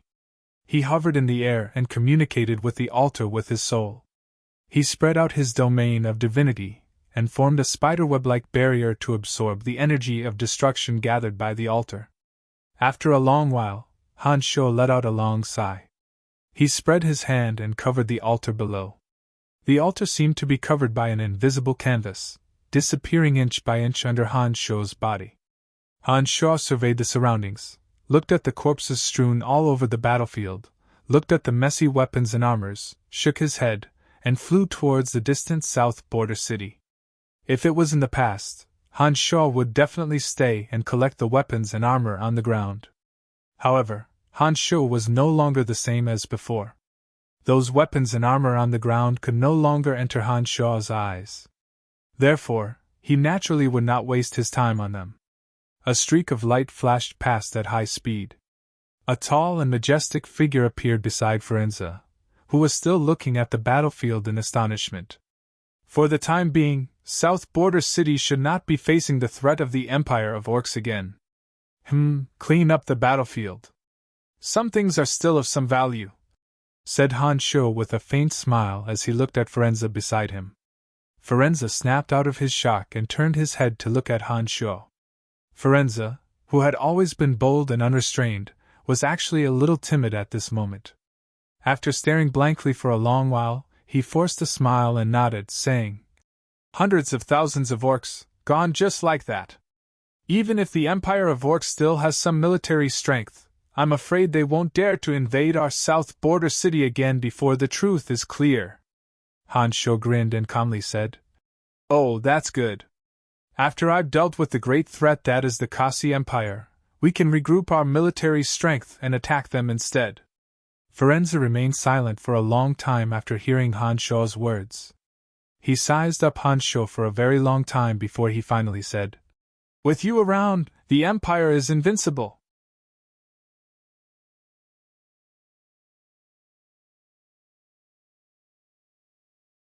Chapter 597. Within one night, Han Sho's reputation in South Border City had far surpassed that of Firenze, the Lord of the Southern Border. Firenze had stayed in South Border City for 3 years, leading the Empire's most powerful Howling Legion in strenuous defense. However, even when faced with an army of more than 100,000 strong from the Empire of Orcs, they were still forced to retreat step by step. Han Sho, on the other hand, appeared for the first time in 5 years. With his own strength, he slaughtered more than 100,000 savage orc warriors in less than a day. Since the founding of Lancelot Empire, no one had been able to match his might. Many soldiers and civilians of South Border City had personally witnessed this unprecedented and crazy feat from the top of the city walls. After being oppressed by the orc warriors for so long, the soldiers and civilians of South Border City could only watch helplessly as more than 100,000 orc warriors were annihilated in one day. That kind of excitement was absolutely uncontrollable. No one organized it, but all the soldiers and civilians of South Border City actually flocked to Han Sho, expressing their gratitude in all kinds of ways. Some offered their personally cooked delicacies, some offered their ancestral armors and weapons to Han Sho, some even offered their daughters to Han Sho, hoping that Han Sho would keep them as his maidservant. But most of all, they cheered again and again, shouting Han Sho's name at the top of their lungs. It seemed that they wanted to express the excitement in their hearts through this kind of high-spirited cheering. What Han Sho had done today was destined to become a legend in South Border City. With the threat of the Empire of Orcs gone, the people of South Border City gathered on the streets and cheered in unison, competing to spread the story of Han Sho's magnificent feat of slaughtering more than 100,000 orc warriors single-handedly. The heavy atmosphere that had been shrouding South Border City had been cleansed by Han Sho single-handedly. The imagination of the people was astonishing. As they spread the story, Han Sho's figure grew bigger and bigger. Even though Han Sho had yet to acknowledge it, the people of South Border City had already treated him as a god. Many people who had no spiritual support had even engraved Han Sho's name on their faith tablets and started to worship him. A single person had killed over 100,000 savage orcs in just one short hour. Aside from God, who else could do such a thing? As a matter of course, Han Sho received the most honorable treatment in the south border city. When he and Firenze made their way to Han Sho's mansion in the city, all the people along the way were scrambling to kneel down and worship them. They were willing to worship Han Sho as their god. Looking at the citizens who were kowtowing on the ground, Han Sho's heart did not waver too much. After thinking for a while, he decided to build a god's altar in the city. Flying to the center of the altar, Han Sho expanded his domain of God, releasing a majestic aura that was like a towering mountain, slowly extending in all directions. Inside the realm of divinity, all the people of South Border City, including the soldiers of the Howling Legion, could not help but have the thought of willingly submitting to Han Sho and believing in him for all eternity. Offer your faith to the God's altar, and I will ensure the safety of your South Border City. The voice that Han Sho emitted with his divine energy reverberated continuously within the realm of divinity. It carried a mysterious power that could bewitch people's hearts, igniting the passion of the people who were willing to worship Han Sho. With the shock of invincibility and the influence of the realm of divinity at this moment, the people of South Border City, whose passion had been raised to the extreme, did not hesitate at all. All of them offered the faith of their souls to the God's altar, becoming devout believers who offered the power of faith to Han Sho. After setting up the God's altar, Han Sho uttered some pompous words. Seeing that everything was going smoothly according to his plan, he left with Firenze and Fanny and returned to Firenze's mansion in South Border City. I've been working hard for the safety of South Border City for 3 years. Those people are only praying for my safety. But you've only been in South Border City for a day, and they've already treated you like a god. Sigh, people really can't be compared with each other. After entering the mansion, Firenze rolled his eyes, shook his head, and smiled bitterly. Fanny put on a sweet smile, went over to Firenze's arm, and said with a sweet smile, Father, if you can single-handedly resolve the threat of hundreds of thousands of orc warriors, not only the people of South Border City, but all the people of the southern border will truly treat you like a god. Firenze put on a bitter smile, glared at Fanny, and pretended to be angry as he said, Do you think that everyone is as crazy as that youngster? If I had that kind of strength, Lancelot Empire would have long dominated Profound Continent. Why would it still need to passively adopt defensive measures? That's why, we are just ordinary people, while Brian is a genius. It's to be expected that he can stand at such a high position and receive the worship of the people. You don't have to feel that it's unfair, hee. Fanny giggled as she consoled Firenze. A sense of pride involuntarily arose in her heart. Han Sho was her man. The stronger he was, the more she liked him. I will be staying in South Border City for 3 days. You and your daughter should have a good reunion.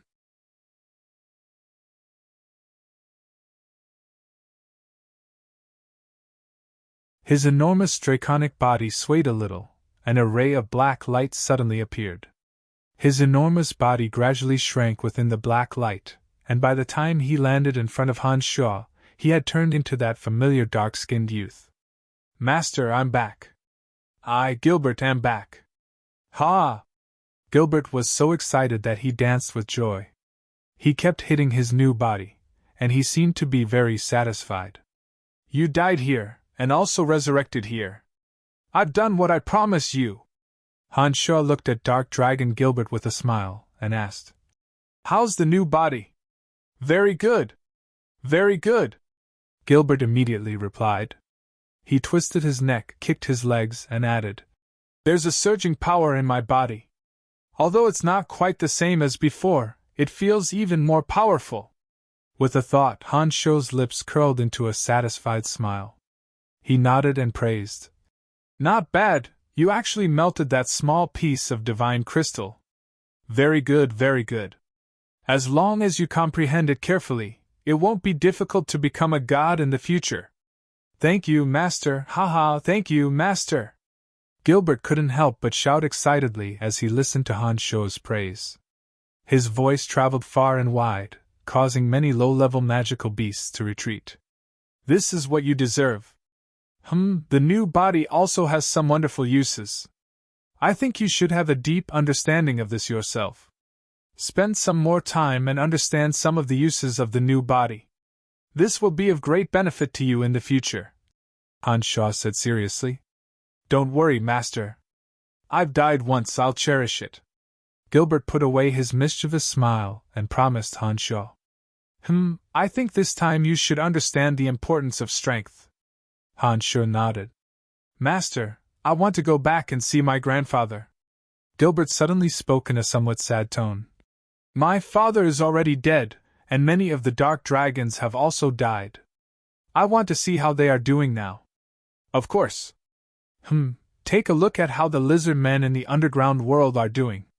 If they have any difficulties, I'll help you if I can. Han Sha had promised the ancient lizard king to take care of the lizard men.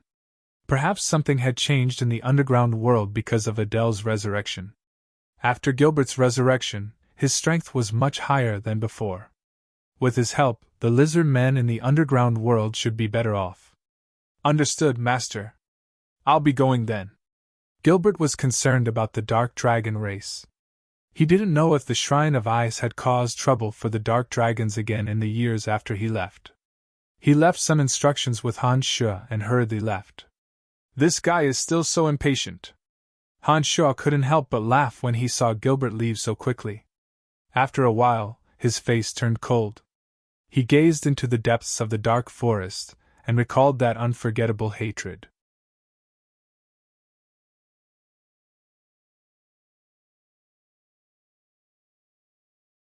Chapter 598.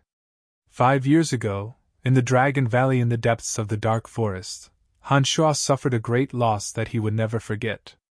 The primordious dragon was the most powerful being that Han Sha had ever encountered on Profound Continent.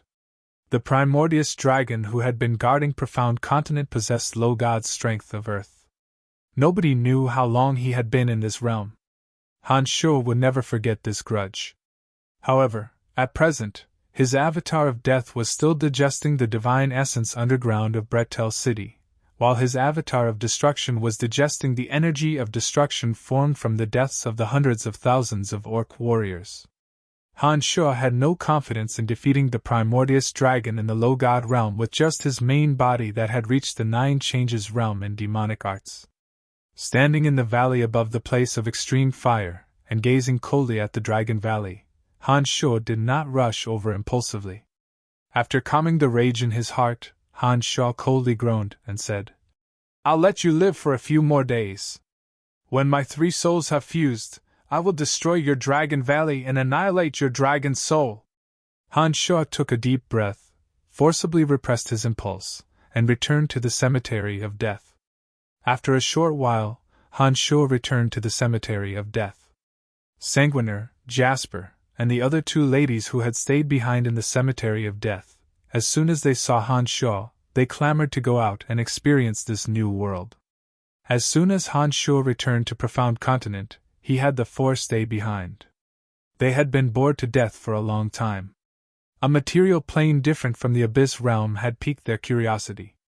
They had been waiting for Han Sha's return. Now that Han Sha had returned, they were naturally unwilling to stay in the cemetery of death any longer. Han Sha did not refuse the urgent request of the 4. After thinking for a moment, he smilingly said, All right, I'll show you around and familiarize you with this world. Haha, Profound Continent is completely different from your Abyss realm.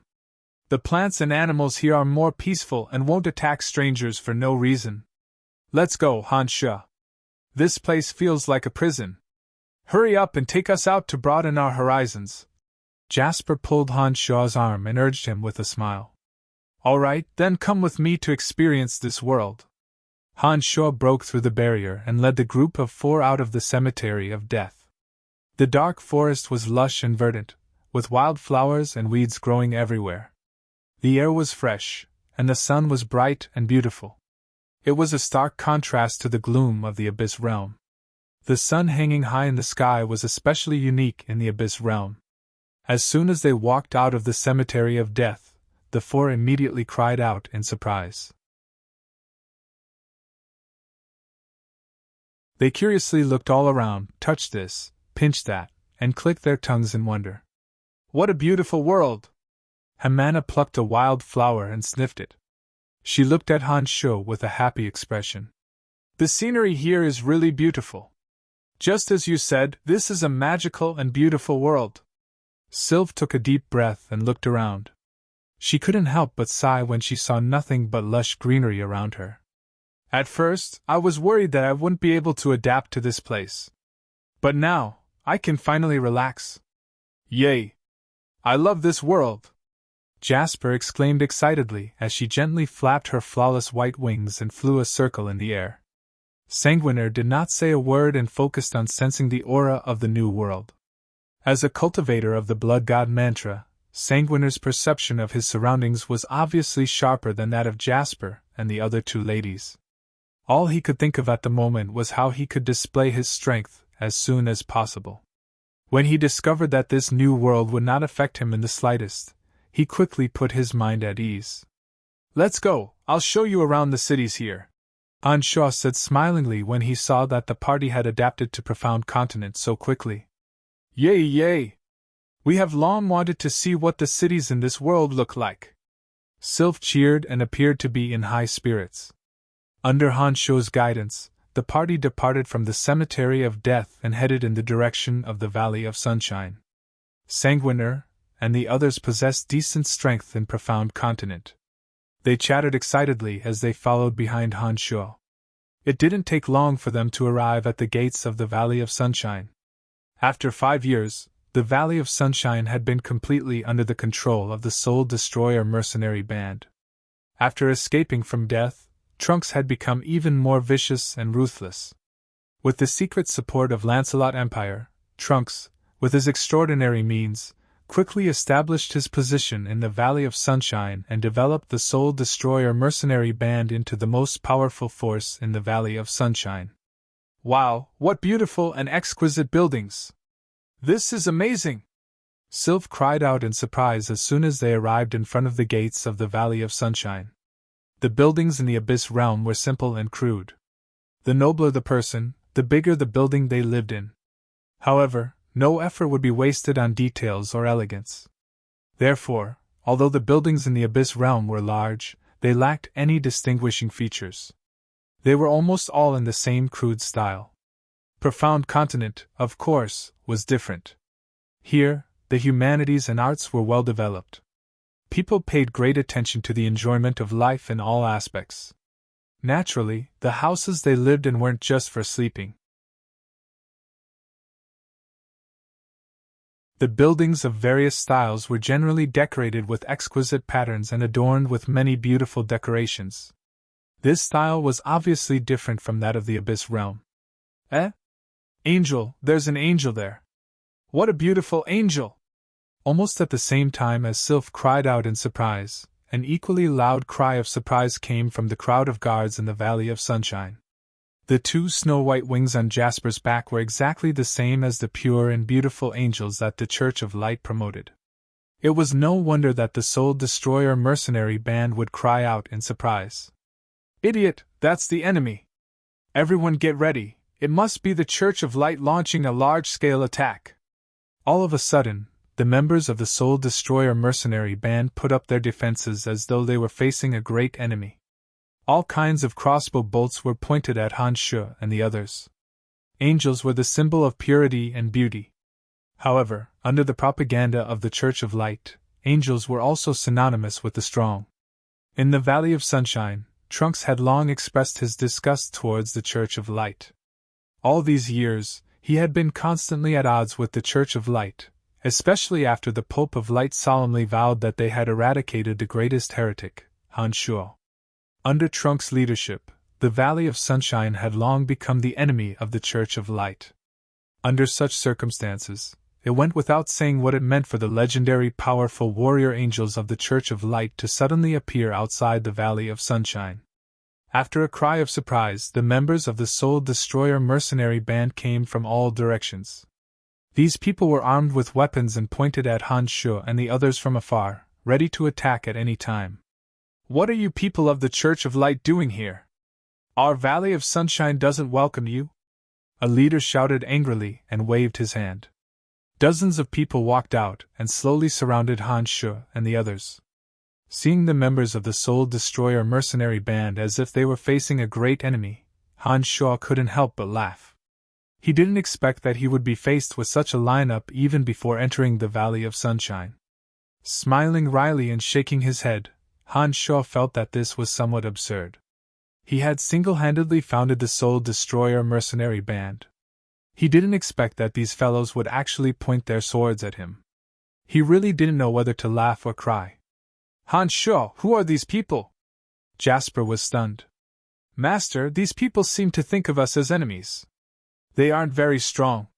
Do you want me to kill them all for Master? Sanguiner's face turned cold as a murderous aura surged from all over his body. He cruelly suggested. Waving his hand, Han Shu stopped Sanguiner's suggestion.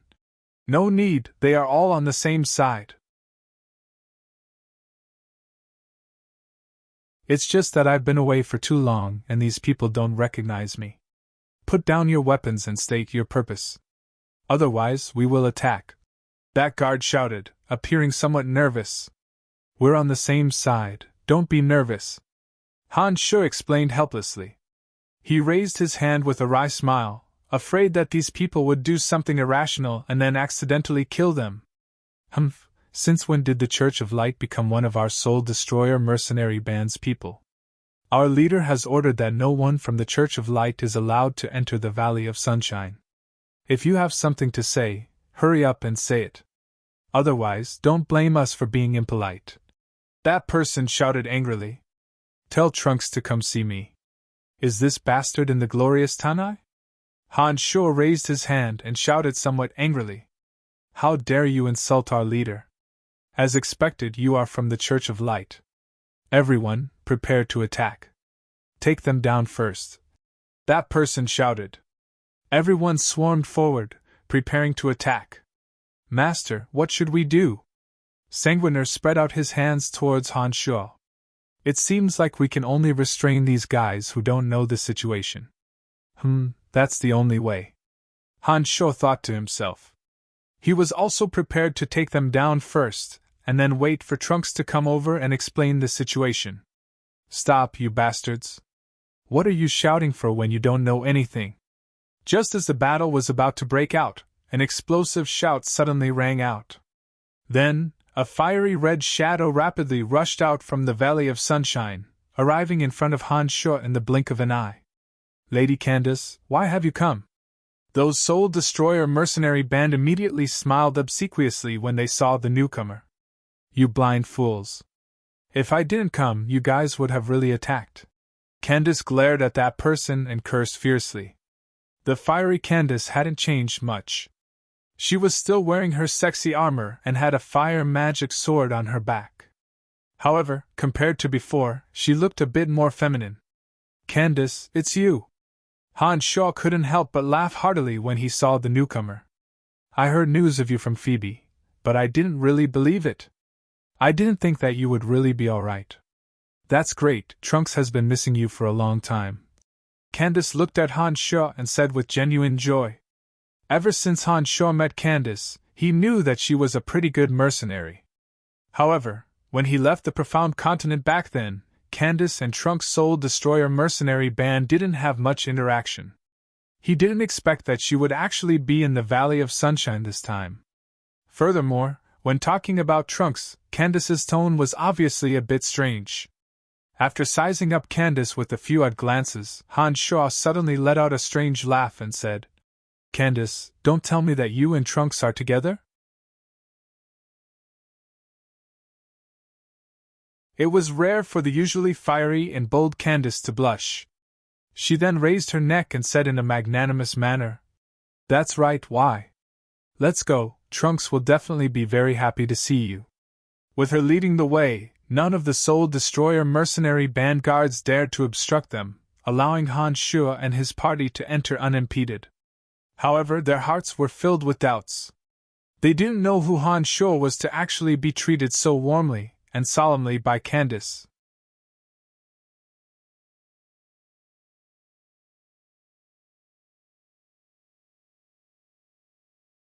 Chapter 599. As they walked deeper into the Valley of Sunshine, Candace and Han Sho chatted merrily, but their eyes kept sneaking glances at Jasper from time to time. Their eyes were filled with puzzlement. Han Sho noticed Candace's sneaking glances. Seeing that she was getting more and more puzzled, he smilingly explained, "Stop looking. She's not an angel that the Church of Light has beautified in your imagination. She just has a pair of snow-white wings." Candace's expression relaxed, and she curiously asked Han Sho in a low voice, "If she's not an angel as the Church of Light claims, then who is she? I've been a mercenary all over the profound continent, but I've never heard of such a human." "She's my woman." Han Sho did not reveal Jasper's identity, but only pointed out his relationship with her.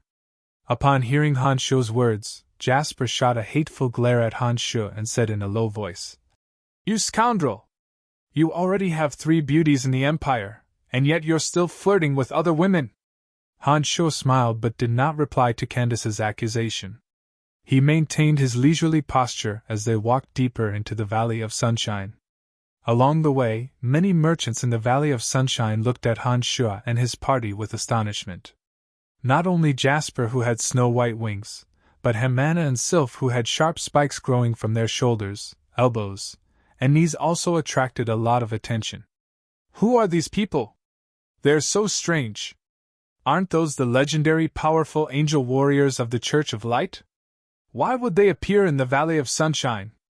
I remember that the leader of the Soul Destroyer mercenary band had explicitly stated that no one from the Church of Light is allowed to enter the Valley of Sunshine. Didn't you see Candace leading the way? There must be something fishy going on." Discussions about the identities of Han Sho and his party came from the mouths of the surrounding merchants. However, due to Candace's presence, these people deliberately lowered their voices. While those people were discussing Han Sho and his party, Jasper and the other 2 women were also whispering to each other. "What beautiful clothes! The clothes of the people here all have beautiful patterns on them. How unique!" Sylph exclaimed. Yeah. And the stones on their necks are all sparkling and dazzling," Hamana whispered.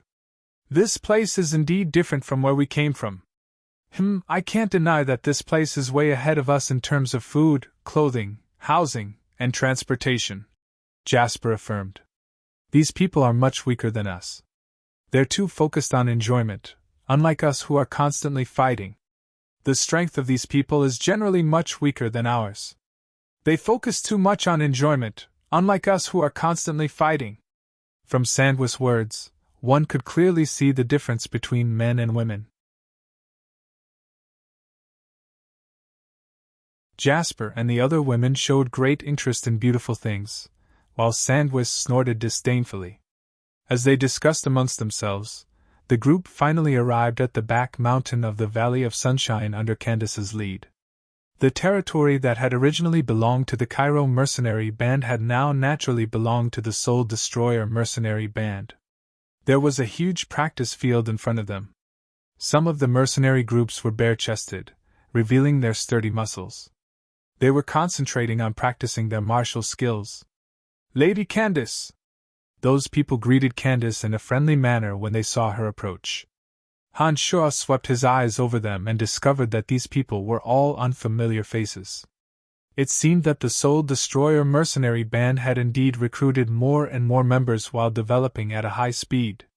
"Candace, what are these people doing? Don't tell me they're new mercenaries? Haha, newcomers can come over and play?" A 2-meter-tall bald man raised a double-edged battle axe in his hand and laughed provocatively. Idiot. With that little bit of ability of yours, you'll only be toyed to death." Candace glared at him disdainfully and attacked him mercilessly. Hearing her words, the bald man was displeased. He glared at her and said in a low, muffled voice, "I don't believe you." Whoosh! A figure shot into the training field in a split second. Sanguiner cast a sidelong glance at the man and sized him up. He gave an objective evaluation. "Your limbs are well developed, but the energy within your body is very weak. You can't even withstand a single blow." "Brian?" Candace stared blankly, and then looked at Han Sho. "Sanguiner, don't hurt them," Just knock them down. Han Sho raised his voice and instructed Sanguiner. He then looked at Candace with a smile. That's my disciple. No matter, let them play. In the world of mercenaries, the strongest fist was the last word. If you defeated them fair and square, you'd only win their respect. Arrogant brat, come, I'll let you have 3 moves. The bald man was obviously infuriated when he heard Sanguiner's words. He lowered the double-edged battle axe in his hand and stuck out his 2 iron-like chest muscles as he spoke arrogantly. Not only can you not withstand a single blow, but you're also simple-minded. Sanguiner shook his head and continued his evaluation. Brat, don't talk nonsense. Knock me down if you have the guts. The bald man saw that Sanguiner was only 1.7 meters tall and didn't have any strong muscles. He didn't think much of Sanguiner and roared angrily like a violent bear as he listened to Sanguiner's continuous taunts. Too easy! Sanguiner laughed coldly and punched out like lightning. His fist turned into a streak of blood red as it landed squarely on the unmoving bald man. Bam! The bald man's 200-pound body flew out as if he were weightless and fell to the ground with a plop. He stared blankly at Sanguiner, who was a dozen steps away from him. He didn't seem to understand the situation for a moment. The mercenaries in the training field who had been waiting to see a joke stared at Sanguiner as if they had seen a ghost. They were all stunned and couldn't figure out how Sanguiner could have such terrifying strength. These people weren't blind. They naturally knew that strength had little to do with body size. However, they observed carefully and didn't notice that Sanguiner had used any fighting aura. Without using any fighting aura, he had sent a 200-pound body flying with just 1 punch. Moreover, the attacker was a small youth. This was a little shocking. Master, I didn't hurt anyone. Sanguiner shrugged at the bald man and spread his hands to show to Han Sho. All right, let's go. To Han Sho, this result wasn't surprising. He nodded at Sanguiner and urged Candace to leave. Oh, I know. Candace abruptly came to her senses. She looked at Sandwis up and down with a strange gaze, then turned to Han Sho, who was her master. She shook her head, sighed, and said, You are becoming more and more unfathomable.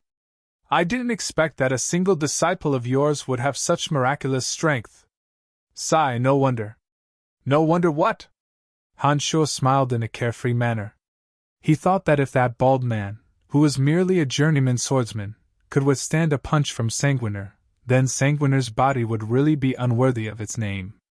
No wonder those people in Lancelot Empire would always think of you whenever they were in a difficult situation after you left for 5 years. No wonder Bretel City could possess such formidable strength in just a few short years. Even the neighboring brute merchant alliance doesn't dare to invade, Candace said in a strange tone. Han Sho laughed dryly, but didn't say a word. He and Candace walked towards the restricted area at the back of the mountain. When they arrived at the back of the mountain, the number of familiar faces increased. Grant was explaining the rules of the Soul Destroyer mercenary band to a group of new mercenaries. When he saw Han Sho suddenly appear, he was immediately dumbfounded and didn't say a word. He just stared blankly at Han Sho. Lord Grant, what's wrong? The newly recruited mercenaries didn't know what was going on. Seeing Grant suddenly go silent at the crucial moment, they couldn't help but ask in puzzlement. An ear-piercing shriek came from Grant's mouth. The mercenaries who were attentively listening to his explanation were so frightened by his sudden shriek that they trembled all over. Under the gazes of the new mercenaries, Grant screamed and rushed towards Han Sho like lightning. He was extremely pleasantly surprised as he said, Lord Brian! You're not dead? I won't die that easily. Hee. Seeing Grant's heartfelt surprise, Han Sho's heart warmed as he nodded and smiled. Brian? Who's that? Brian? A cry of alarm came from a stone house. Soon after, a person stumbled out and looked towards the source of the voice. Another cry resounded throughout the valley. Heavens, it's really Brian! Odysseus was wild with joy. Like Grant, He rushed to Han Shuo's side and laughed heartily as he hugged Han Shuo and shook him with all his might. Odysseus and the others had a closer relationship with Han Shuo. It was also because of Han Shuo that they joined the Soul Destroyer mercenary band. Currently, Odysseus and the others had all become the upper echelons of the Soul Destroyer mercenary band. However, they were still as forthright and uninhibited as before. "You're all here. Hee hee, very good. It looks like the Soul Destroyer mercenary band is getting better and better." Han Shuo was also very happy to see his old friends. "Come, let's go inside and find Trunks for a drink. That guy has been training alone in his room all day. He's getting more and more hardworking." Odysseus had joined the Soul Destroyer mercenary band because of Han Shuo. He naturally knew that the true master of the Soul Destroyer mercenary band was Han Shuo. Odysseus, on the other hand, didn't particularly respect the revered Trunks. He still treated him as a comrade like before. The group chatted and laughed as they walked to the back of the valley. Trunks came over after hearing the news. When he saw Han Shuo, he also came over and gave Han Shuo a fierce manly hug. Soon after, he shouted, "Brothers, bring the wine. Let's drink to our heart's content today." Saying so, Trunks tightly hugged Han Shuo and said in a low voice, "I knew you wouldn't die so easily." "Nonsense! How could I be so easily killed?" Han Shuo laughed heartily. In a short while, many of his former friends had all gathered together. As soon as Trunks gave the order, large bowls of wine and meat were served. The mercenaries were originally boorish and unrestrained. When the leaders gave the order, all of them couldn't control themselves as they laughed and drank heartily. Those mercenaries who had just joined the Soul Destroyer mercenary band were all indescribably excited when they learned of Han Shuo's identity. They took the opportunity to toast their idol, expressing their worship through drinking heartily. Back in the Valley of Sunshine, Han Shuo was a true idol. In the Lancelot Empire, he had never been defeated. Such a character was the one these mercenaries admired the most. Therefore, when they heard that the person who had arrived was the legend of the Empire, the expert that the three goddesses had bitterly waited for 5 years, their blood began to boil. The Valley of Sunshine was instantly brimming with a joyous atmosphere.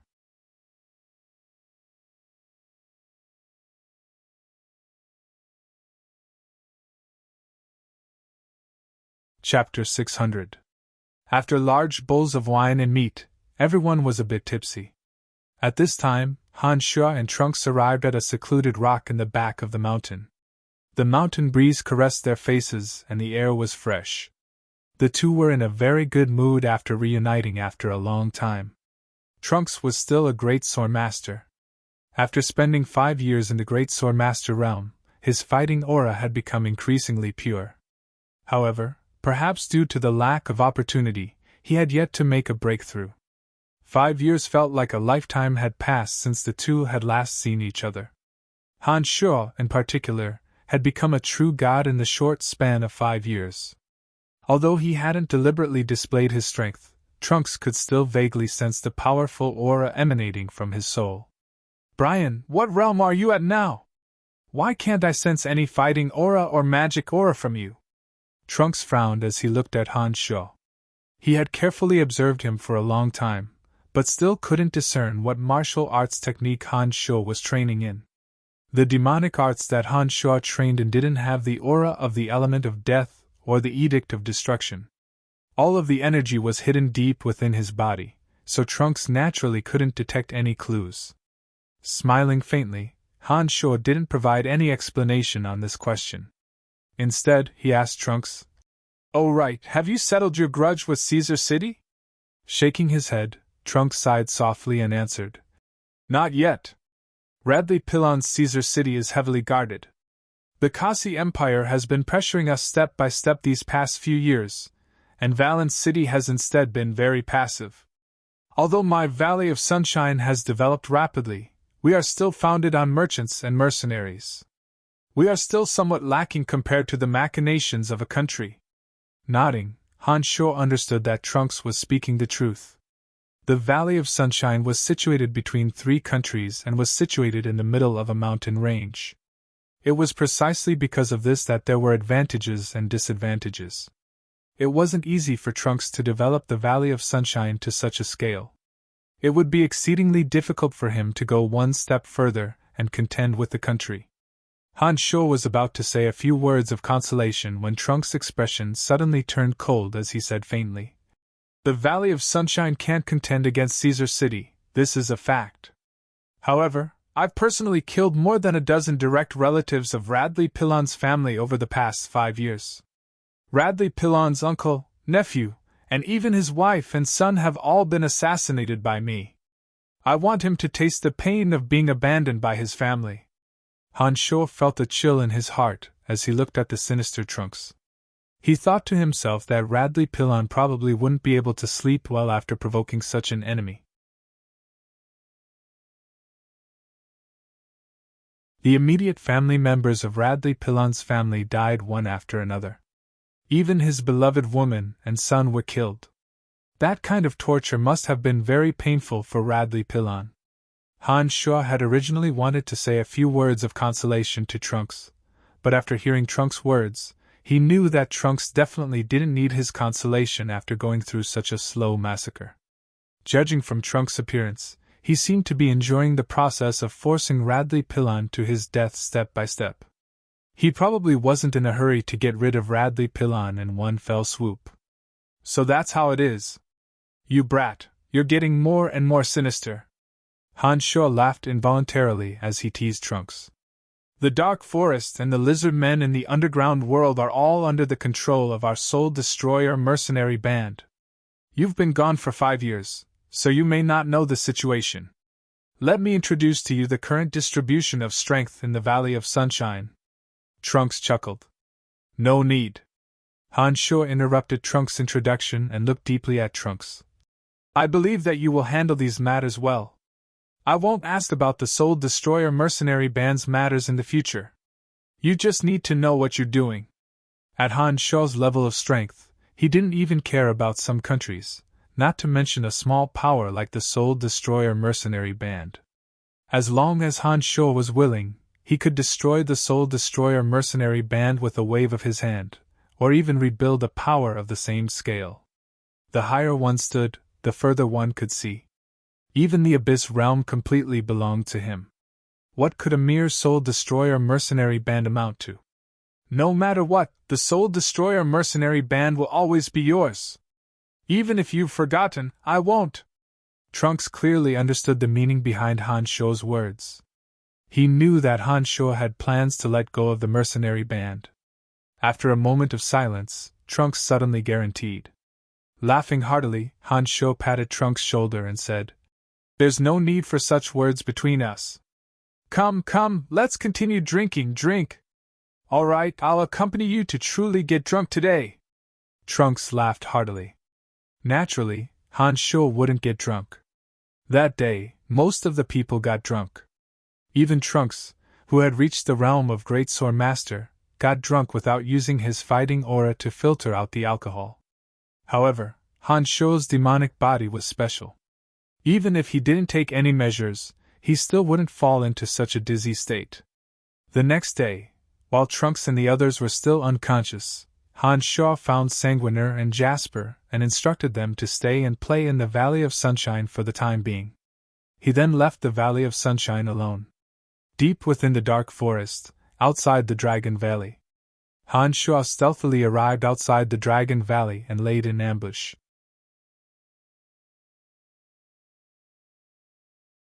After waiting for half a day, the other 2 avatars of his arrived one after the other.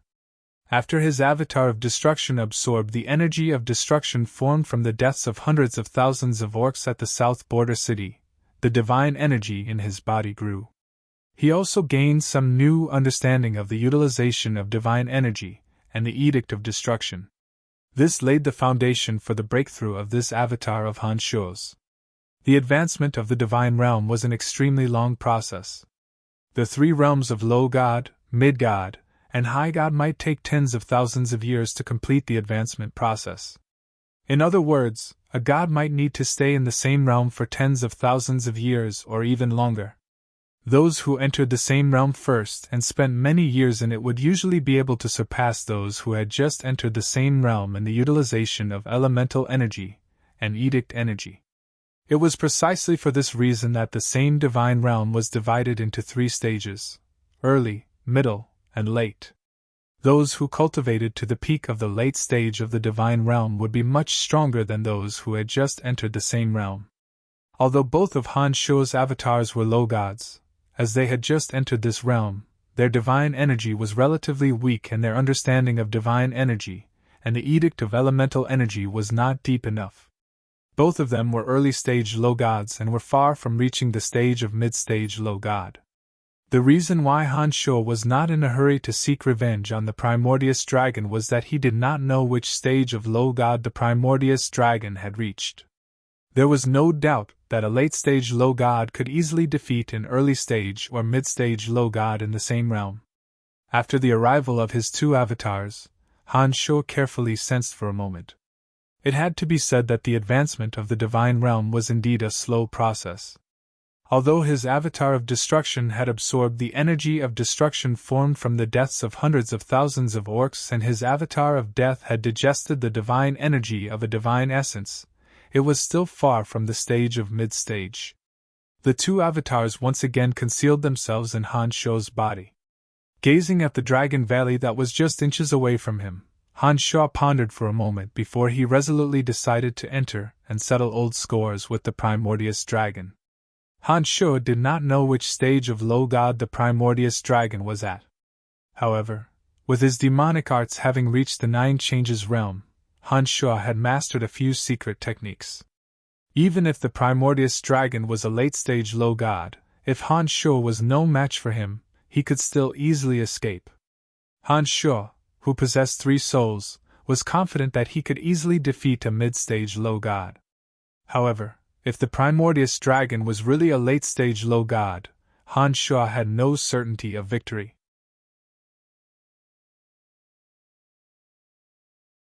Fortunately, with his demonic arts, Han Shuo was not afraid that he would not be able to escape.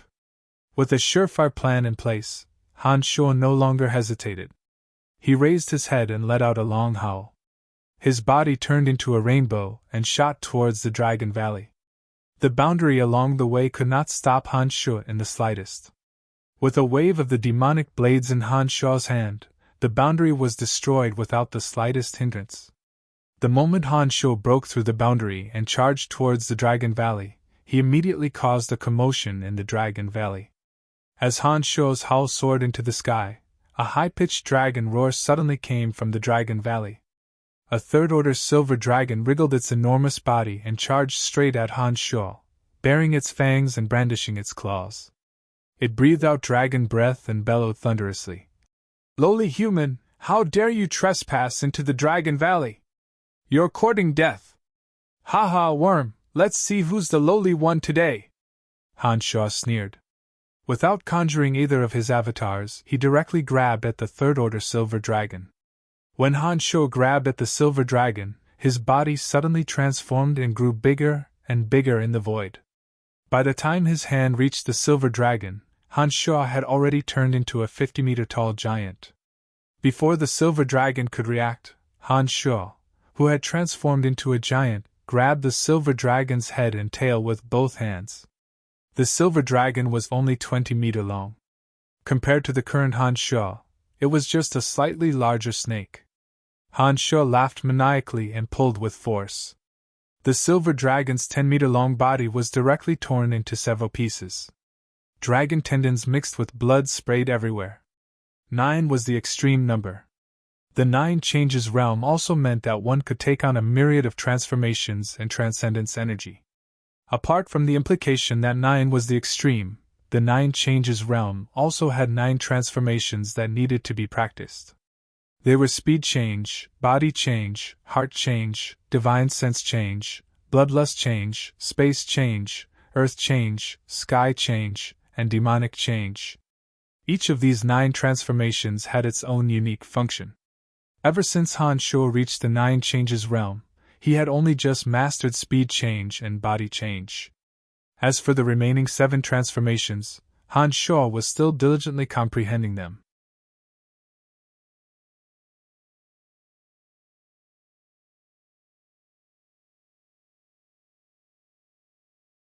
Chapter 601. Speed change was what Han Sho had relied on this time. He could instantly raise his speed to a height that others couldn't hope to match. However, when he used speed change, he couldn't use any other demonic arts to attack. No matter how one looked at it, it seemed like he was using it to escape. Body change was a transformation of the body. Han Sho transformed into a 50-meter-tall giant precisely because of this transformation. Mind change was a transformation of the state of mind. It could keep one's state of mind at its best during any battle. Consciousness change allowed Han Sho to see through the minutest details, sense inexplicable dangers, and constantly pay attention to his opponent's state during battle. On the other hand, the bloodlust change could cause Han Sho to fall into a demonic trance in an instant, turning him into a cold, emotionless, bloodthirsty demon with no sense of pain. This bloodlust change could only be grasped and deployed after the body, mind, and consciousness transformations were completed. Space change, earth change, and sky change were three killing moves that utilized heaven and earth. Omen change was a transformation that must be mastered before one could become an omen. Even Chu Kanglin hadn't mastered it back then. At the 9 changes realm, one could cultivate all 9 transformations. Once all 9 transformations were mastered, one could break through to the next level, the Omen realm. After transforming into a 50-meter-tall giant, Han Sho was like an ancient demonic god that descended upon the Dragon Valley. He let out an earth-shattering roar, and the entire Dragon Valley seemed to be shaken by a great earthquake. The rumbling sound never stopped. "Who's there?" A furious roar came from the depths of the Dragon Valley. A rank 5 golden dragon transformed into a streak of golden light and soared into the sky from a hill. As soon as this golden dragon emerged, other dragons flew out from the various mountain ranges around the Dragon Valley. Each and every one of them glared at Han Sho, wishing they could tear this intruder into pieces. "You're a Titan?" When the rank 5 golden dragon flew out and saw Han Sho's enormous body, its angry expression turned into shock and it cried out in surprise. The race of Titans had once enjoyed a period of glory on Profound Continent. With their enormous bodies and boundless strength, the race of Titans had always been praised as a race of primordial gods. Even the race of great dragons dared not underestimate the race of Titans. When the Type 5 Golden Dragon saw how huge Han Sho was, he immediately linked him to the Titan race that had disappeared for a long time. "No!"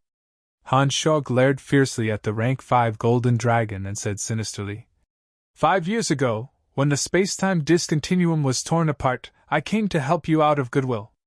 In the end, your primordious dragons cut off the planar passage. Do you still remember me?"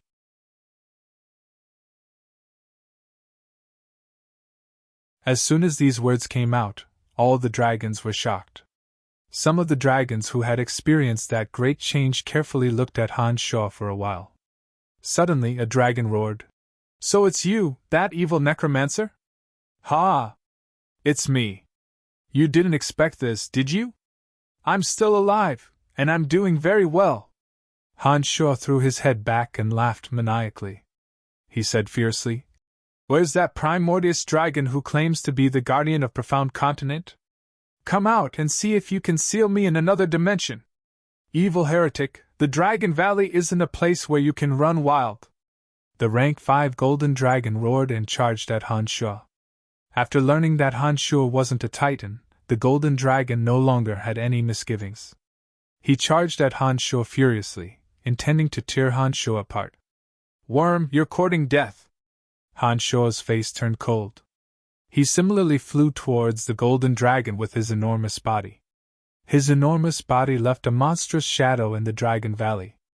In the blink of an eye, he arrived before the Golden Dragon. The demonic blades were unsheathed. Dazzling rays of light burst out from his claws and pierced towards the Golden Dragon's body. Pfft!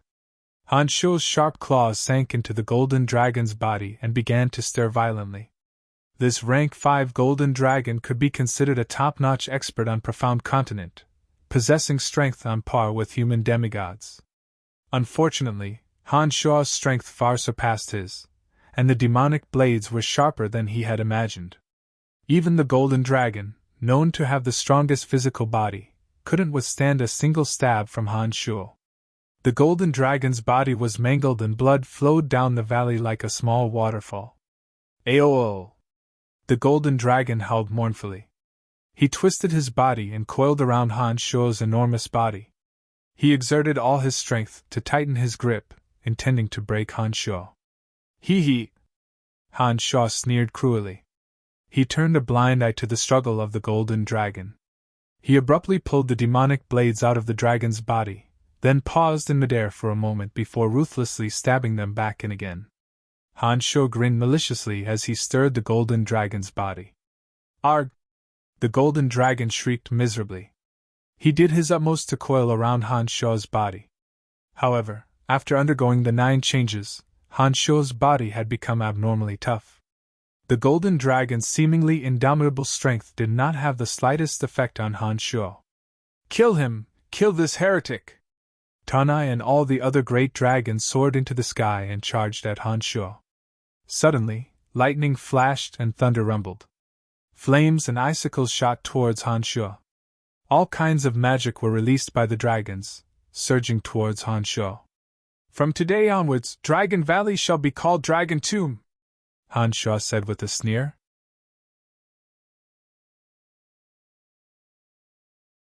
He raised the demonic blades in his right hand and ruthlessly stabbed them into the golden dragon's head. With a sinister grin, Han Shuo twisted the blade twice. The golden dragon's head was reduced to mush, its life force slowly fading away. Han Shuo then flung the doomed golden dragon far away. It crashed into a hill with a loud rumble. Blood gushed out of its body. It was obvious that it would not survive. With a sway of his body, Han Shuo's enormous body evaded the numerous magic attacks. He suddenly appeared next to another green dragon. He stomped on the green dragon and pressed down with all his might, sending the green dragon straight into the Dragon Valley below. Han Shuo landed on the ground and stomped a few more times. The green dragon was badly mutilated by Han Shuo's stomps. It was beyond dead. Fight him! All the great dragons went berserk. They gathered together and attacked Han Shuo with all their might. Unfortunately, the difference in strength between these dragons and Han Shuo was too great. There was no way he could make up for the huge disparity in strength with numbers. Han Shuo, who had the intention to bathe the Dragon Valley in blood, did not show the slightest bit of mercy. In order to save time, Han Shuo split into 3. 2 low god avatars appeared one after the other and began slaughtering the dragons in the Dragon Valley. Among these great dragons, the strongest was only rank 5. Faced with 3 Han Shuos, they didn't even have the chance to escape. In just a few minutes, a total of 17 great dragons were brutally slaughtered by Han Shuo. The Dragon Valley had become a dragon tomb in name only. Huh! Is the primordius dragon really not here?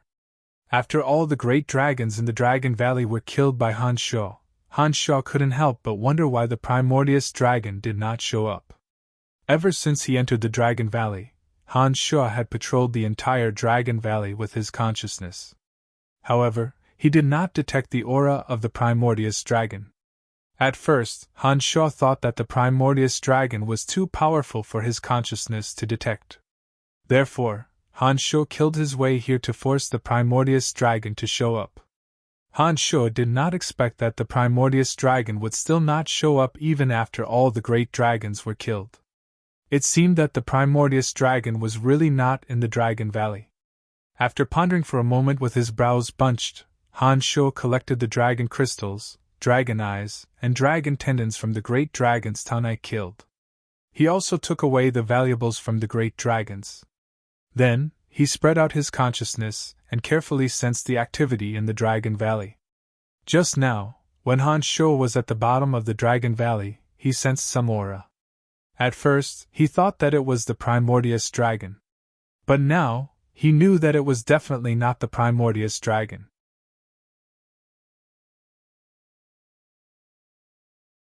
Otherwise, if the primordius dragon was down there, it would have attacked him long ago. After casting a necromancy magic, Earth Elite Zombie appeared and pointed at the Dragon Valley below him. Han Sho ordered Earth Elite Zombie to break open the ground. After Han Sho gave the order, Earth Elite Zombie sank deep into the ground. Soon after, an enormous hole was torn open in the ground. Han Sho descended through the hole. Not long after, he sensed a boundary of divinity of Earth. Earth Elite Zombie spread out his hands and looked at Han Sho helplessly. He transmitted, "I can go in by myself, but I can't break open this place." As the beloved child of the Earth, Earth Elite Zombie had a unique advantage in using the yuan energy of Earth. Although the boundary deployed by the Primordius Dragon was extremely powerful, it still couldn't trap him. It was just that a godly expert was indeed formidable. Although Earth Elite Zombie could enter and exit at will, he had no way to break the boundary deployed by the Primordius Dragon. "What's the situation inside?" Han Sho bunched his brows and asked Earth Elite Zombie. "There are 3 people," Earth Elite Zombie replied. 3 people? Han Sho stared blankly for a moment. He thought to himself, those who can be sealed by the Primordius Dragon must be very powerful. Han Sho was rather curious. He unfolded his consciousness to probe the boundary of Earth, wondering if he should expend his divine energy to break it open. Who are they?" Han Sho asked Earth Elite Zombie after hesitating for a moment. It wasn't that Han Sho didn't have a way to break the boundary below, but it would consume some of Han Sho's divine energy. If there were 3 unimportant people below, then breaking the boundary wouldn't be of much benefit to him. That was why Han Sho had asked this question. "I don't know," Earth Elite Zombie replied straightforwardly. "Go and ask. Ask them what their names are." Earth Elite Zombie possessed the ability to communicate with the soul. Han Sho believed that those sealed by the boundary were no ordinary people, and should know how to communicate with the soul. After Han Sho gave the order, Earth Elite Zombie went back down.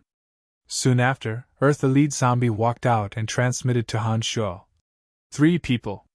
They are called Pegasus, Gree, and Ermite Cotton. Ermite Cotton! Han Sho shrieked and mumbled. The founding expert of Lancelot Empire, the demigod Magus of Darkness, Ermite Cotton. It's actually him.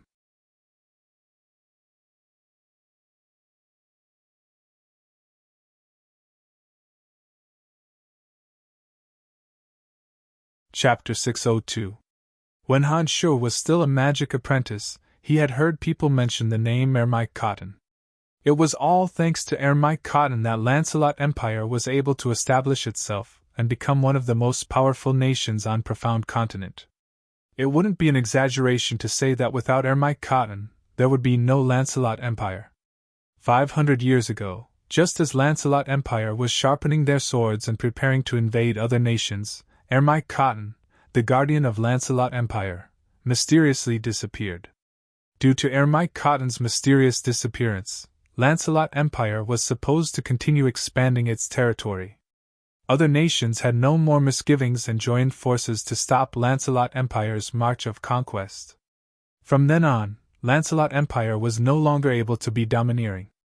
No citizen of Lancelot Empire would ever forget the glory the Empire had enjoyed when Ermite Cotton was still around. Ermite Cotton had also become one of the most memorable great figures of the Lancelot Empire. Han Sho did not expect that the one imprisoned deep within the Dragon Valley was actually the pride of Lancelot Empire, the demigod existence of darkness, Ermite Cotton. After learning from Earth Elite Zombie that Ermite Cotton was imprisoned below, Han Sho decided to blast open the barrier.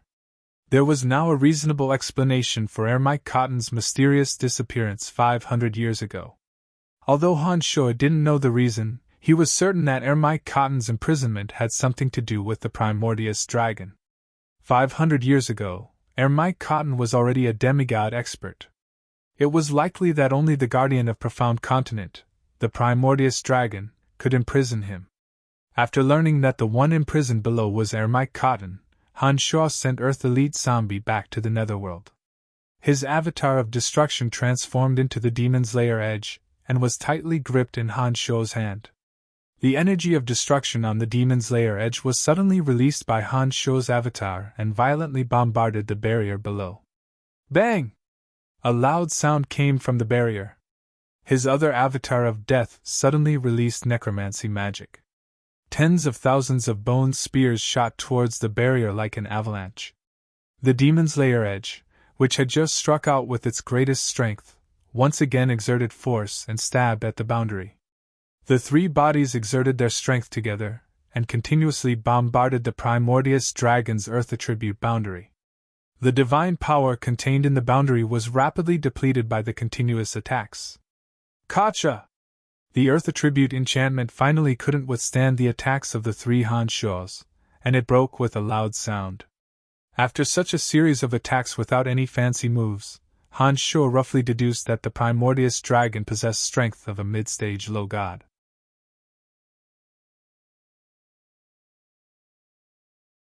This deduction was based on the time that Hansho spent attacking with all his might.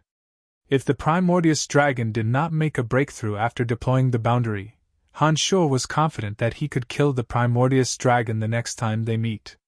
Letting out a sigh of relief, Hansho spread out his spiritual awareness and immediately felt three strong auras from below the broken barrier. Before Hansho could take a closer look, he heard frenzied shouts coming from below. He saw three silhouettes flickering as they soared into the sky from the broken boundary. "Great dragons! Damned dragons! I will skin you alive and pull out your tendons!" A strong-looking old man bellowed at the sky. He had a head of messy fiery red long hair. He was approximately 2 meters tall, and his body was covered in bulging muscles. His triangular eyes shone with a cruel and evil light. He did not look like a benevolent being. "Pegasus, keep your voice down," a sweet-looking little girl said in a gentle voice. This little girl had a head of long, emerald-green hair and appeared to be only 12 or 13 years old. She had a pair of pointy ears like a forest elf. However, she didn't have the peaceful aura of a forest elf. Instead, she appeared rather demonic. "Who opened the boundary?" The last one was a sinister-looking old man. He wore a tattered, ancient magical robe. His voice was deep and slow. His body seemed to be able to absorb light, making him look very gloomy. They appeared to be three humans. However, after Hansho probed with his consciousness, he immediately discovered that other than the last sinister-looking old man, the other two weren't human. The old man wearing the tattered, ancient magical robe should be the former pride of Lancelot Empire, Embark Cotton. This could be deduced from the pattern on his magical robe. As for the strong-looking old man named Pegasus, Hansho detected the existence of a magical beast crystal core in his body. He appeared to be a very powerful magical beast. As for that sweet-looking little girl with long emerald-green hair, based on Hansho's understanding of the various races on Profound Continent, he guessed that she was a banshee, an extremely rare species on Profound Continent. A human, a magical beast, and a banshee. The three experts trapped in the boundary by the primordious dragon possessed astonishing strength. Among them, Embark Cotton's strength had advanced a step further after 500 years, advancing from demigod realm to base god realm. The banshee, on the other hand, cultivated in the elemental energy of wind and possessed base god strength. As for the strong-looking magical beast, the magical beast's crystal core in his body was rather odd. Hansho's consciousness was unable to determine his actual strength through the magical beast's crystal core. "Young lad, were you the one who broke the boundary and saved us?"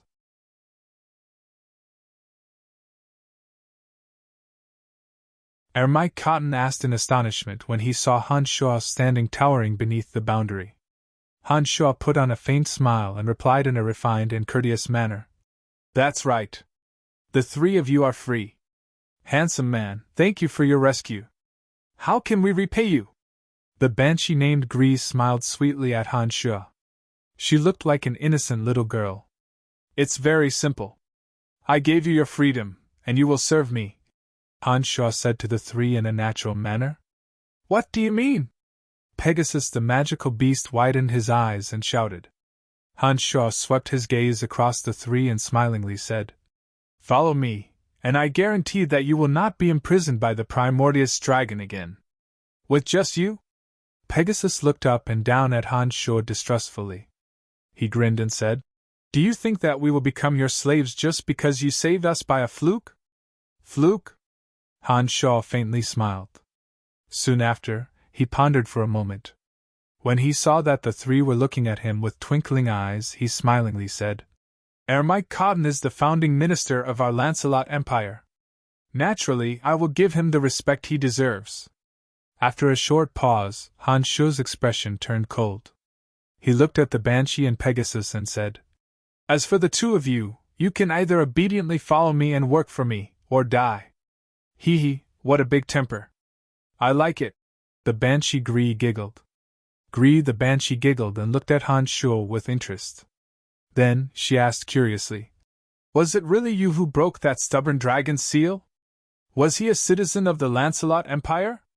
Mike Cotton, who was just as displeased, suddenly asked in a pleasantly surprised manner after hearing Han Shu's words. Han Shu did not answer the Banshee's question. Instead, he smilingly said to Mike Cotton, "That's right. I have now inherited your unfinished business, and that is to unify the entire profound continent with Lancelot Empire. What an arrogant youngster! Do you think that old dragon will allow you to run amok?" Pegasus glared at Han Shu and bellowed in a deep voice, "I will kill him! I believe that the dead old dragon won't stop me, right?" Han Shu smiled confidently. "What an arrogant youngster! It doesn't matter if you have the capability or not, it is already extraordinary of you to have such an idea," Mike Cotton said with a big smile. After learning that Han Shu was from the Lancelot Empire, Mike Cotton's attitude towards Han Shu immediately changed drastically. "Mike Cotton, you old thing, you aren't going to help him deal with us, are you?" Pegasus glared at Mike Cotton and shouted, "We have been imprisoned together for so many years.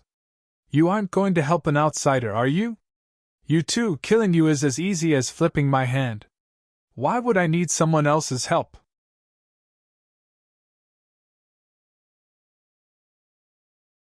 Han Shu sized up the two with a gloomy face and coldly groaned. "The primordius dragon is still a little merciful. He has only imprisoned you two. But if you two dare to provoke me, I will kill you without hesitation." Upon finishing those words, Han Shu abruptly unfolded the domain of divinity of death with the energy of his avatar. Then, with a change of his divine energy, he enveloped the domain of divinity of destruction. Pegasus, who was about to say something, suddenly sensed the bizarre changes in the surrounding space. His expression changed dramatically. Gree the Banshee shuddered and cried out in surprise, "Domain of divinity! 2 domains of divinity! Who are you? Where are you from?" Mike Cotton was also shocked. He stared at Han Shu and cried out involuntarily, "I really am a citizen of the Lancelot Empire. You will know this after we leave the Dragon Valley," Han Shu replied. Perhaps it was because Mike Cotton had too much influence on the Lancelot Empire. Han Shu had some respect for this expert who disappeared 500 years ago. Therefore, Han Shu couldn't help but explain after hearing Mike Cotton's question. "What do you two say?" Mike Cotton stared blankly for a moment. Soon after, he looked at the Banshee and Pegasus with a complicated expression and mumbled to himself, "I'm no match for him anyway. There's no point in resisting. Old thing, do you think we have any other way out?" Gree the Banshee put on a bitter face. She cutely shrugged and said helplessly, "If we don't want to die, that is the only way out," Mike Cotton said in a deep voice. The three looked at each other and hesitated for a moment before they simultaneously bowed respectfully at Han Shu and lowered their proud heads. 500 years ago, they might have been all-powerful experts on profound continent. However, 500 years later, Han Shu had appeared out of nowhere and was much stronger than them. Therefore, they had no other choice but to submit to him. Han Shu took a step forward and helped Mike Cotton to his feet. He sincerely said, "As citizens of the Lancelot Empire, we walk the same path and our enemies are the same. There is no need to be overly courteous.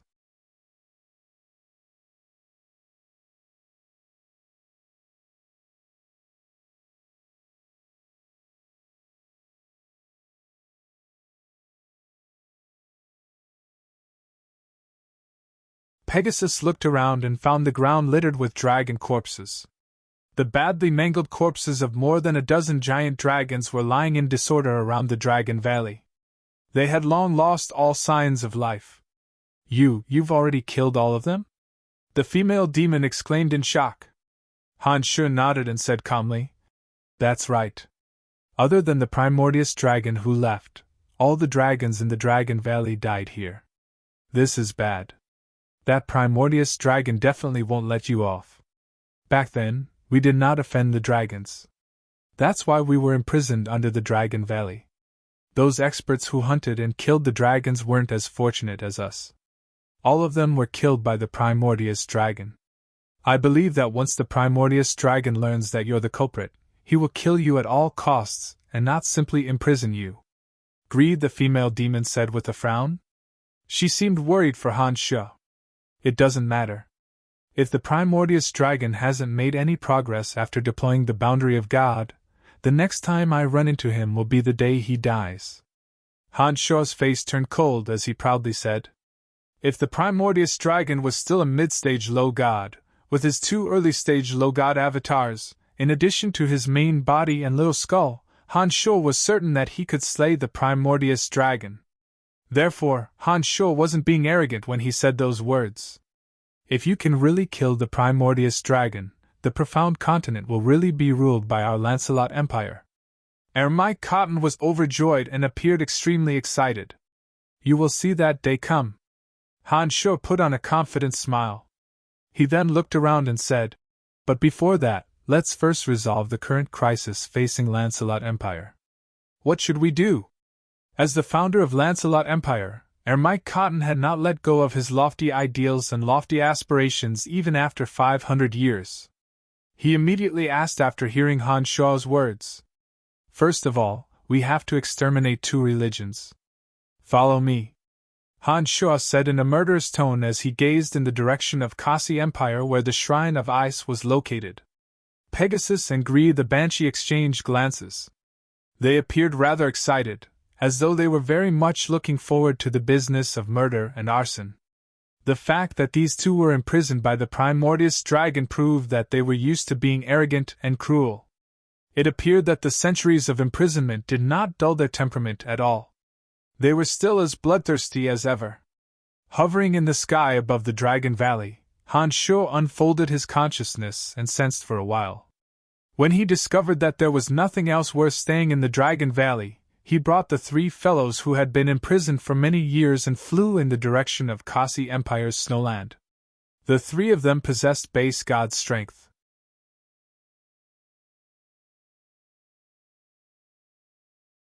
It didn't take them long to arrive at the bitterly cold snowland where the Shrine of Ice was located after a series of transportation matrices.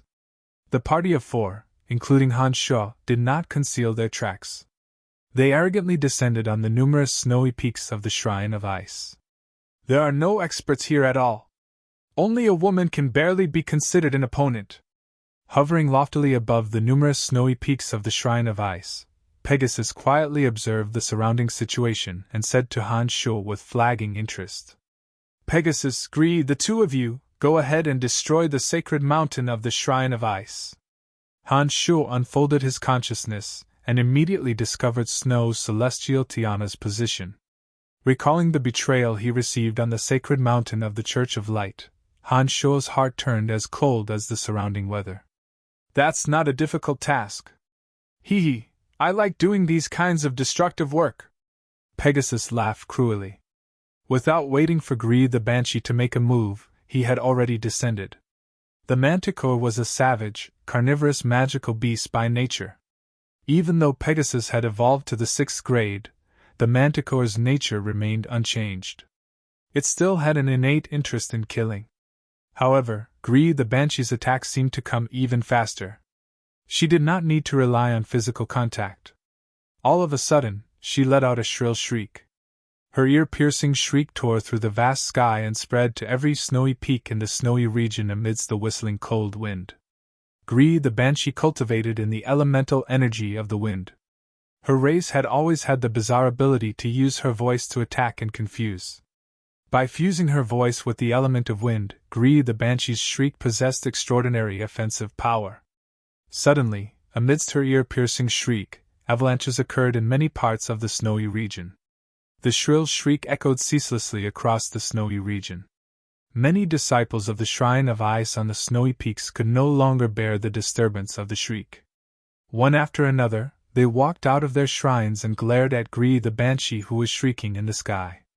"Who goes there? How dare you behave atrociously in our Shrine of Ice?" A great sword master with an ice-cold expression, wielding a long sword that flickered with a chilling light, bellowed at Gree, who was hovering in the sky.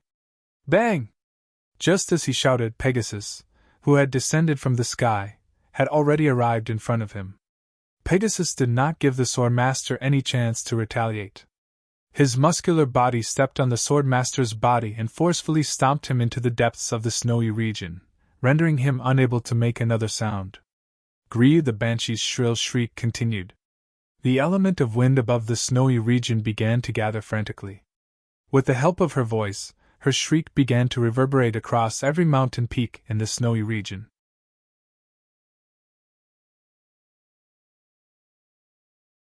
As Gree the Banshee's shriek grew louder and louder, many disciples of the Shrine of Ice with weaker strength began to bleed from their ears. Clearly, they had suffered extremely serious injuries. The avalanche continued. Amidst the rumbling noises, several snowy peaks of the Shrine of Ice in the snowy region began to sway. Pegasus flew and landed on the summit of the highest snowy peak. He transformed into his original form of a ferocious manticore, and began slaughtering all the disciples of the Shrine of Ice who had encircled him. Pegasus' strength was just too much higher than Pegasus. His claws and fangs moved in rapid succession, tearing apart the disciples of the Shrine of Ice one after another. There was simply no one who could stand a chance against him. Back then, Pegasus and Gree were ferocious existences that struck fear into the hearts of all experts on Profound Continent. Now that the two of them have emerged, I'm afraid that no one on Profound Continent other than you and the Primordius Dragon can restrain them. Mike Cotton explained to Han Shu. Mike Cotton explained to Han Shu in an indifferent tone as he watched Pegasus and Gree massacre the disciples below. The Primordius Dragon is a little too merciful. If I were in his shoes, I would have killed them long ago if I disobeyed him, Han Shu said smilingly. After thinking for a moment, a thought struck him and he said, "Oh right, I've obtained the dark magic training notebook and your magic staff that you left behind in the forbidden area. We really are fated to meet.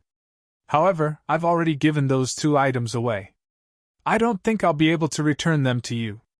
Mike Cotton was rather pleasantly surprised to hear those words from Han Shu. He gazed deeply into Han Shu's eyes and sighed. "It seems that we are indeed fated to meet. Back then I thought I was going to die for sure. Therefore I left these worldly possessions behind, hoping that someone would inherit my cultivation system. Little did I expect that they would fall into your hands. It seems that our meeting this time is truly a fortuitous encounter." "Stop!"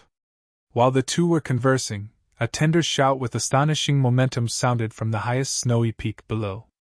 Then, a figure suddenly flew out. It was none other than Snow's celestial Tiana, who had once plotted against Han Shu.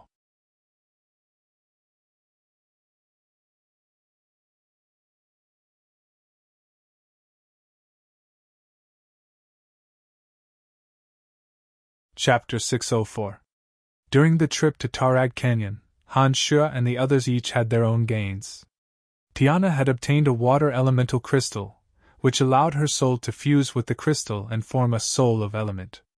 After forming a soul of element, Tiana's strength had improved substantially after years of intensive research on water elemental energy. She was now attempting to form a body of element. However, although Tiana's strength had improved, she was still a demigod before she formed a body of element.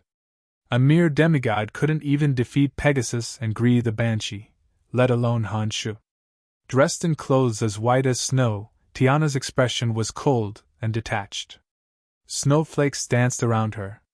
She let out a loud shout and flew into the air, glaring angrily at Gree the Banshee, who was howling shrilly above her head. Without Han Shuo's instructions, Gree the Banshee did not even spare Tiana a glance. She continued to howl shrilly above the snowy peaks with the sound of tearing the sky. Many disciples of the Shrine of Ice with inferior strength gradually couldn't hold on any longer. Some fell into a dazed and dizzy state, while others had their eardrums ruptured. They had sustained rather serious injuries. Pegasus reverted to his original form. Similarly, he ignored Tiana's rebuke and did as he should. Pegasus could be seen rampaging through the snowy peaks, unceremoniously tearing those who dared to resist into shreds. "Who the hell are you people? What kind of deep grudge does the Shrine of Ice have against you?" Tiana bellowed, glaring furiously at Gree, who was still howling shrilly above her head. Pegasus and Gree turned a blind eye to Tiana's question. They continued to mercilessly attack the disciples of the Shrine of Ice below. Just as Tiana was about to make her move, Han Shuo flew down from the clouds and missed above the snowy peaks, chuckling coldly. "Snow Celestial Tiana, long time no see. Do you still recognize me?" As soon as Han Shuo descended, he waved his hand to stop Gree and Pegasus' incessant killing. Then, he looked at Tiana and said smilingly. Tiana was all too familiar with Han Shuo. The moment she saw Han Shuo's silhouette appear, she immediately turned pale with fright. She cried out in alarm. "It's you? You didn't die?" Like many others, Tiana believed that the matters confirmed by the Light Pope would never be wrong. Therefore, she had long regarded Han Shuo as a dead man. Now that she suddenly saw Han Shuo again in the Shrine of Ice, she was truly astonished. Do you think that I'm really dead just because the Supreme Pontiff of the Light Church said that he would eliminate me?" Han Shuo looked Tiana up and down with a faint smile on his face. Remembering the hatred of the past, he walked step by step towards Tiana in the void. His face gradually grew cold as he stared at Tiana and said icily, "How could I die so easily without killing you despicable bastards?"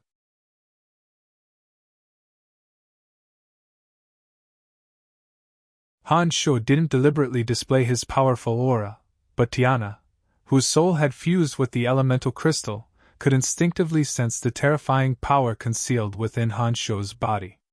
Tiana couldn't tell what realm Han Shuo had reached, but she clearly knew that Han Shuo was extremely powerful. A sense of fear that she hadn't felt for many years arose in her heart. Even when facing the saintess of the Church of Light, Tiana didn't have such deep cowardice. This feeling caused her heart to gradually sink. The closer Han Shuo got, the more scared she became. "Are you afraid?" Han Shuo sneered at Tiana. He felt the thrill of revenge as he ridiculed Tiana with words. "No, I'm not." Tiana's tone was somewhat bitter when she said those words. Even she herself noticed the strangeness of her tone. "After today, the Shrine of Ice will disappear from Profound Continent. All your years of hard work will be for naught. And you, the old whore who once betrayed me, will disappear along with the Shrine of Ice." As Han Shuo walked towards Tiana, he repeatedly attacked her with words, making her taste the humiliation of being humiliated before her death. "Shut up! I won't slap you!" Tiana, as the snow goddess of the Shrine of Ice, finally couldn't endure being called an old whore by Han Shuo to her face. "Pegasus, Gree, get ready to attack. Kill every last one of the Shrine of Ice and destroy their foundation." Han Shuo instructed Pegasus and Gree with a grin. "Don't worry, we will kill every single one of you here." Pegasus, still in his manticore form, cruelly guaranteed with his hands covered in blood. "Very well. You may continue." Han Shuo laughed heartily. Then, he flew towards Tiana and grabbed her. Han Shuo didn't seem to have employed any special martial arts or incantations, but an invisible energy took the form of a whip and lashed at Tiana's body with a loud crack. As an expert who was on the verge of breaking through to base god realm, Tiana actually had no way to evade Han Shuo's attack. She clearly sensed an invisible energy approaching her body and retreated in a fluster. However, she still couldn't escape the lash of the whip and was struck in an instant. Tiana, who had the image of a noble and beautiful woman, was whipped on the side of her waist by Han Shuo. The mist that had been shrouding Tiana miraculously vanished without a trace, as though it was dispersed by Han Shuo's whip. After the strike, a hole was torn in the snow-white silk robe around Tiana's waist, revealing her fair skin. The red scar on her snow-white skin was extremely obvious. The strength of Han Shaw's whip was extremely precise. It wouldn't kill Tiana in an instant, but it would cause her extreme pain. Especially when the whip tore her clothes, it brought her a sense of unbearable humiliation. Tiana had always been a lofty goddess-like figure in the Shrine of Ice. When had she ever been whipped like a slave?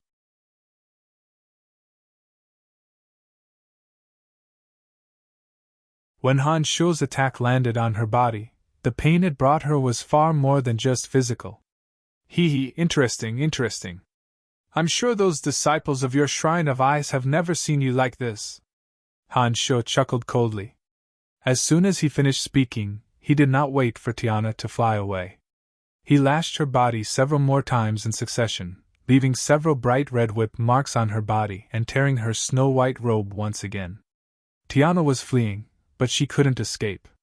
Inexplicably, layers of air walls had appeared in front of her, slowing down her pace of escape.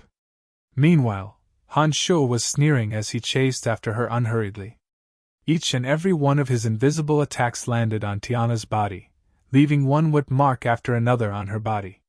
Her insides were also invaded by a bizarre energy, as though hundreds and thousands of little bugs were gnawing at her body. Below Tiana were the many disciples of the Shrine of Ice. At some point, Pegasus and Gree had all stopped their pursuit of those people. Each and every one of them was stupefied as they looked at the miserable state of the person they most respected above them. They had never imagined that the noblest snow celestial of the Shrine of Ice, Tiana, would be whipped like a slave. You demon! Just kill me! I won't let you off even if I die! Such humiliation made Tiana's eyes red. She was on the verge of breaking down.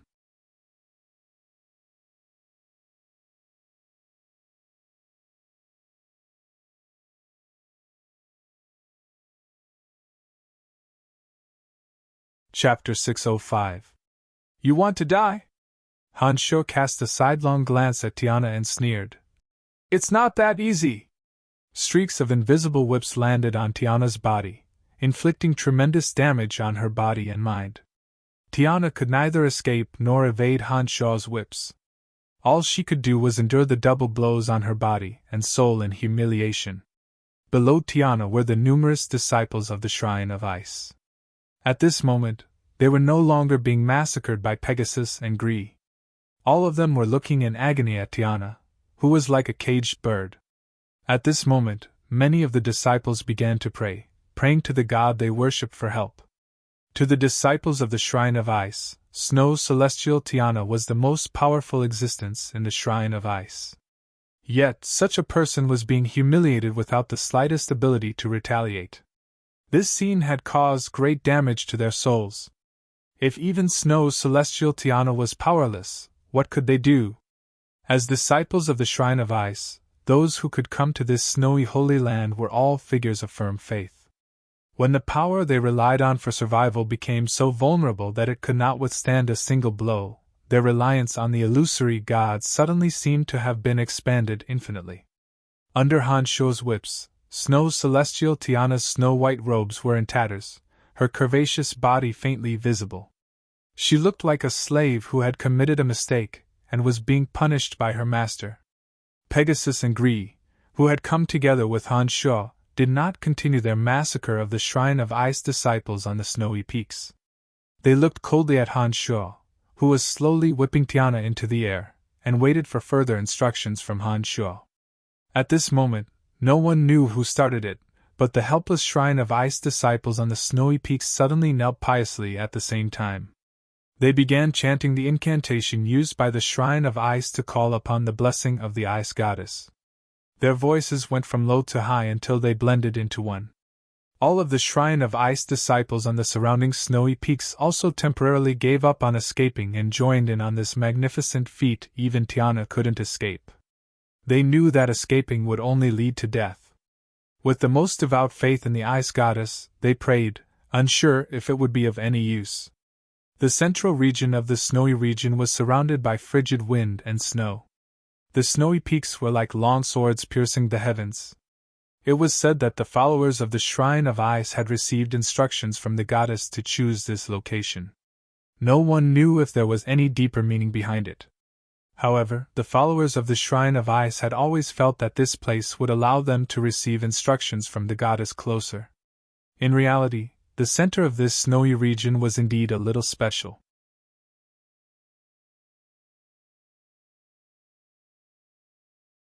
Back then, that believer had followed the instructions of the snow goddess, and had indeed altered the snowy peaks according to her wishes. As prayers reverberated throughout the snowy peak, Gree and Pegasus simply sneered and remained silent. Their faces were filled with ridicule and coldness at the futile efforts of the Shrine of Ice believers. They felt that these people had been scared silly by Han Shuo.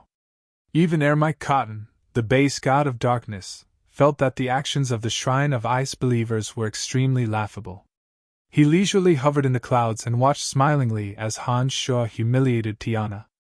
However, Han Shuo, whose strength had already reached the realm of divinity, could clearly sense that the elemental energy of water in this snowy region was gradually transforming under the prayers of the Shrine of Ice believers. A force field similar to the domain of divinity was strangely taking shape at the center of the snowy peaks. "You demon! Kill me! I won't let you off even if I die!" Tiana's cries were shrill and even carried a hint of sobbing. After being repeatedly humiliated by Han Shuo, Tiana was obviously unable to endure the double torment of her body and soul. Han Shuo paid no attention to Tiana's blood-curdling screams, nor did he whip her again. His 2 eyes were glistening as he secretly sized up the strange situation of the snowy peaks around him. In his heart, he silently pondered over the abnormality of this sacred land. Suddenly, the elemental energy of water in the center of the snowy peaks began to circulate at high speed. Beams of cold, intense light burst out from the tall, sharp buildings at the top of the snowy peaks. The intense light from the buildings intersected and connected. Frigid air suddenly erupted, causing the surrounding temperature to plummet. This snowy region of the Shrine of Ice was extremely cold to begin with. Now that the temperature had plummeted once again, not only were the most devout believers of the snow goddess unaffected, they even cheered and shouted, "The goddess has shown herself! The snow goddess has heard our prayers!" The invaders, including Han Shuo, were all affected by the frigid air. Each and every one of them felt that the temperature was somewhat frighteningly low. Snow Celestial Tiana, who had been imprisoned by Han Shuo's air wall from the very beginning, began to experience strange changes amidst creaking noises. The air wall that Han Shuo deployed there was invaded by waves of frigid air, and was frozen to the point of losing its original strength. Snow Celestial Tiana, who had been beaten black and blue all over, glared fiercely at Han Shuo with clenched teeth. Her half-exposed bosom heaved up and down rapidly. Her voice was as cold as solid ice. "The snow goddess must have felt our cheers. Don't even think about walking out of this snowy region alive today! Holy crap, it can't be that weird, can it?"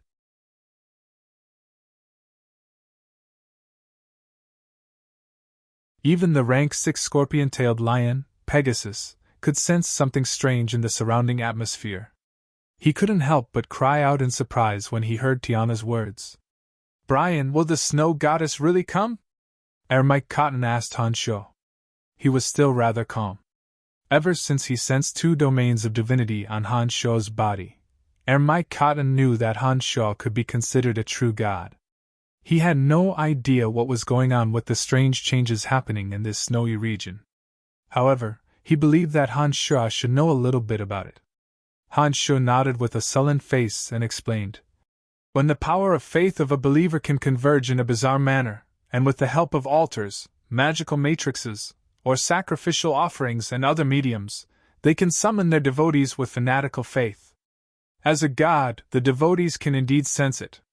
With the help of altars and other mediums, they can even appear for a short period of time in an alien material plane that is infinitely far away."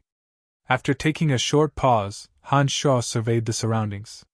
With a gloomy face, he coldly groaned and said, Judging from the situation, the several frozen mountains in the snowy region have naturally formed magical matrices suitable for the Shrine of Ice to take root. Using a special method, the Shrine of Ice is imbued with the power of faith. If the Ice Goddess possesses profound strength, she can indeed hear the thoughts of the believers here. What do we do? Pegasus, who had just been wantonly slaughtering, cried out in panic. He had a clear understanding of his own strength. Any god that appeared was not something he could deal with. He had finally walked out of the Primordius Dragon's boundary with great difficulty. He did not want to go back or be killed. What are you panicking about? Han Shuo shot a cold glance at Pegasus before saying indifferently. Any god, as long as they don't truly cross the material plane distance and arrive with both their divine body and divine soul, can't display their full strength. They can't display much strength at all by relying on mediums, using objects to reform their bodies, or using their devotees to appear. No matter how powerful the Snow Goddess is, she will still be bound by the laws of the universe when she arrives through such means. What an arrogant fellow!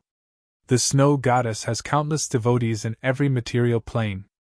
As a powerful god from ancient times, even if she only uses 1% of her strength, she will still kill all of you. Tiana hurriedly changed into a new robe. She gnashed her teeth and glared at Han Shuo with hatred as she spoke sarcastically. Contrary to Tiana's expectations, Han Shuo did not refute, but rather calmly admitted this fact. That's right. If the Snow Goddess really does come personally, even if she uses that method to descend, it will still be difficult for us to escape death.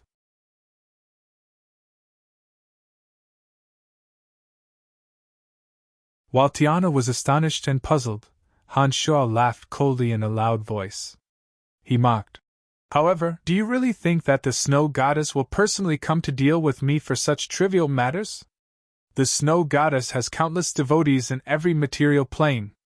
If she personally takes action for everything, wouldn't she be overworked to death? We are the most devout devotees of the Snow Goddess. The Snow Goddess will definitely take pity on us. This is also her domain. She will never allow anyone to destroy it. Tiana felt that Han Shuo's words made sense, but she still stubbornly defended herself. Han Shuo sneered disdainfully and did not continue to defend himself. There was another reason he did not tell Tiana. Gods would only use mediums to send their souls to another material plane to fight for their devotees. That would require them to bear many additional risks, and would even consume some of their divine energy. Generally, they would not do so unless they had no other choice. The Snow Goddess was different from the Spider Goddess Rose.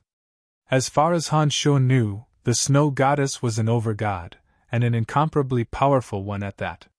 There was no way she would personally take action just for the sake of a small number of devotees on a tiny profound continent. As a god himself, Han Shuo knew that those gods didn't really care about their worshippers. They would only take the items that the worshippers used to provide them with the power of faith. Han Shuo decided that he wouldn't personally take action over such a trivial matter. It was precisely because of this judgment that Han Shuo did not immediately flee in panic when he saw the abnormal changes occurring in this snowy region. Instead, he decided to observe the situation first before making a decision. "Lord Brian, what should we do?" Gree the Banshee asked Han Shuo with a trembling voice. Han Shuo bunched his brows and hesitated for a moment. He knew that no matter what level of god the Snow Goddess dispatched, Pegasus and his party would have no chance of resisting. "You guys leave for now and wait at the rear for a while. I would like to meet those from the Shrine of Ice."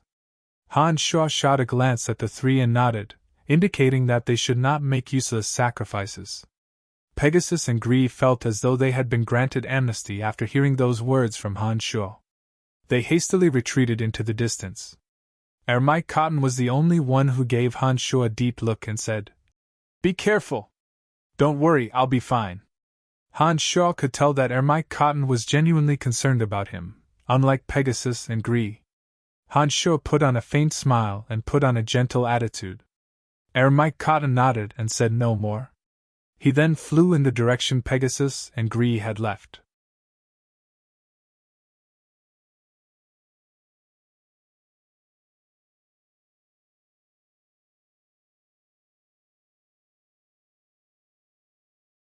Chapter 606.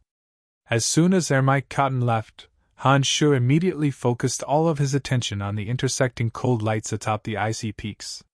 The reason the Shrine of Ice had established its base in such a place was because of the unique topography of this place, where it was the easiest to gather cold air. In addition to the deliberate arrangement of the Shrine of Ice's believers, the few icy peaks formed bizarre magical matrices under the Ice Goddess instructions. Not only did they have the ability to gather cold air, they could also form an altar to receive the energy bestowed by the Ice Goddess. On Profound Continent, other than the primordious dragon, Han Shu really did not have to worry about anyone. However, it was obvious that Tiana was not the main character in the current situation.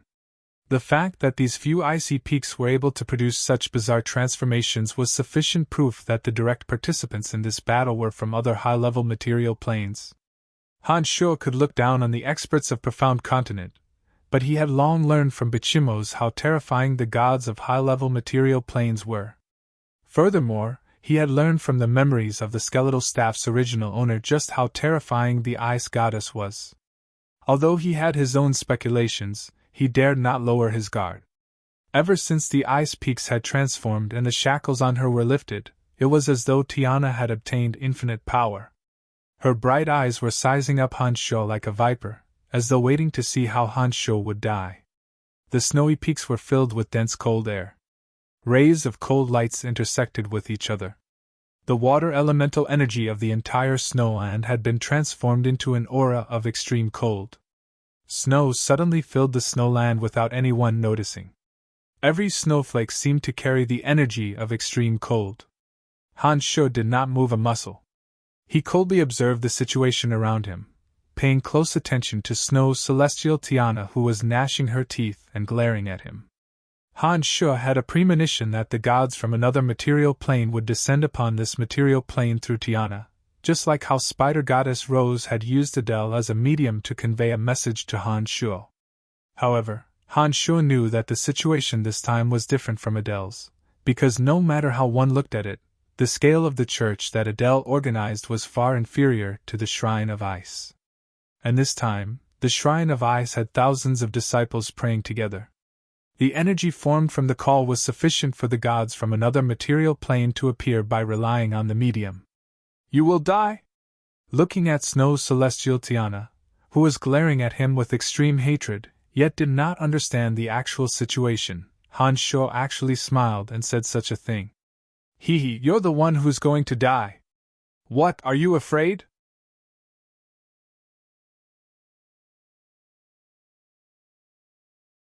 "You must be afraid, but it's useless to be afraid. You'll definitely die." Tiana tasted an unforgettable humiliation at the hands of Han Shu. Her state of mind, which had been calm for many years, was completely thrown into chaos. She was no longer as graceful and elegant as before. She became somewhat hysterical. "Can you feel it? Was this a change in the elemental energies in the surroundings?" Han Shu's expression was calm as he looked at Tiana and slowly asked, "What about the abnormalities of the prayers?" "What?" Tiana stared blankly for a moment, then said irritably, "Don't try to mystify me. You must die today." What a pitiful fellow. Do you think it's so easy for a god to appear on another material plane? Han Shu sneered and pointed at the disciples of the Shrine of Ice on the snowy peaks beneath his feet. He said mockingly, "Look around you. Look at those devout believers. What kind of end have these thousands of believers gotten in exchange for using their fanatical faith in the Ice Goddess?" Tiana followed his gaze and suddenly discovered that all the believers who were kneeling on the ground and praying for the Ice Goddess' help were bleeding from all 7 orifices. They were shockingly lifeless. No matter how strong Tiana was, she suddenly screamed when she saw the miserable deaths of thousands of devout believers. She yelled somewhat crazily, "How could this be? How could this be? It's you! You must be the one who killed them." Tiana didn't know if it was because she couldn't believe the truth, or because her trust in the Ice Goddess had reached a point of fanaticism. She pointed at Han Shu venomously, bared her fangs and brandished her claws, yelling and screaming like a mad vixen. Han Shu shook his head. He knew that Tiana was done for. Even if she was lucky enough to survive today, it would be difficult for her to walk out from the shadow of today's events. It was at this moment that the strong lights on the snowy peaks suddenly changed direction and shot at Snow Celestial Tiana, who was hovering in midair. An extremely mournful and miserable howl suddenly sounded from Snow Celestial Tiana's mouth. Her voice was mournful and horrifying, as if she was a female ghost that had returned to life. Tiana's body, under the simultaneous shooting of several beams of cold light, was like a small sun that shone brilliantly. An enormous aura of absolute chilliness gradually emanated from Tiana's radiant body. In a split second, the elemental energies that filled the snowy region vanished without a trace. Only the elements of water gathered more and more, and the thick snowflakes below rapidly turned into ice. This was the sign of the formation of the domain of divinity. When he saw this, Han Sho was certain that Snow Celestial Tiana was truly done for. As he had expected, the person who had come had indeed adopted the most effective method.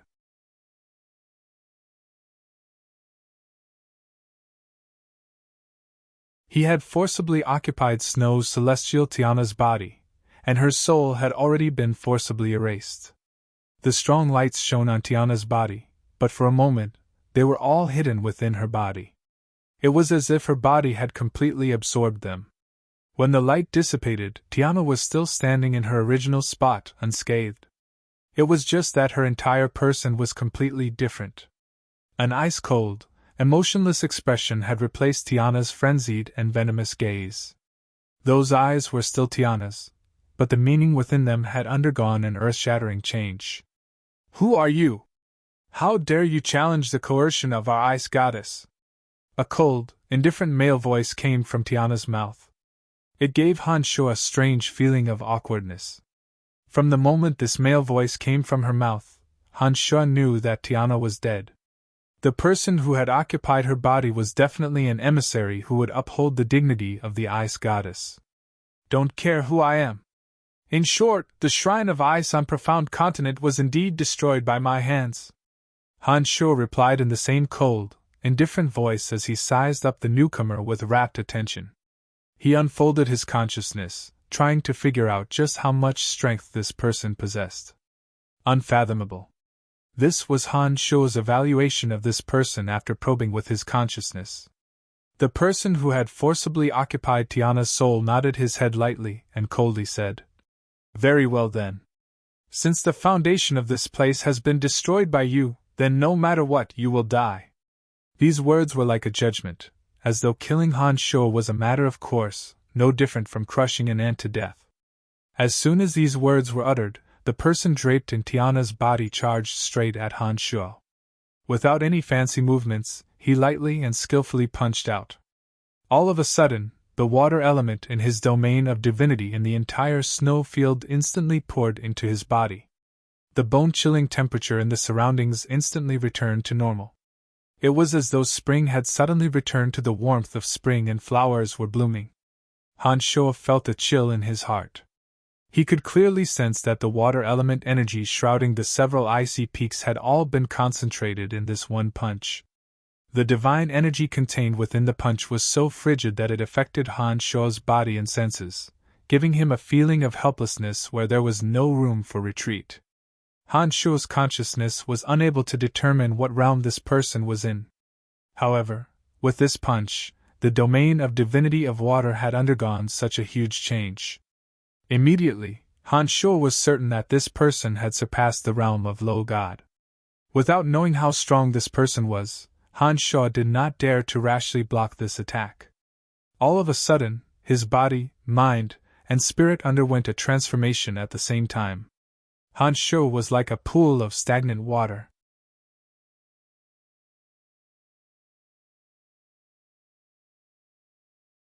There was not the slightest ripple in his heart. Han Sho adjusted his body transformation, mind transformation, and consciousness transformation to a tranquil state. It was as though he could strangely sense the trajectory of this punch, and the energy contained within it. By the time that person's punch landed, Han Sho's figure had already reappeared 1,000 meters away. A clap of thunder boomed in the sky where Han Shuo's punch landed. Several snowy peaks that had just thawed suddenly shook violently. Huge rocks tumbled down. Eh? That person let out a soft cry of surprise, as though he did not expect that Han Shuo would be able to evade his attack.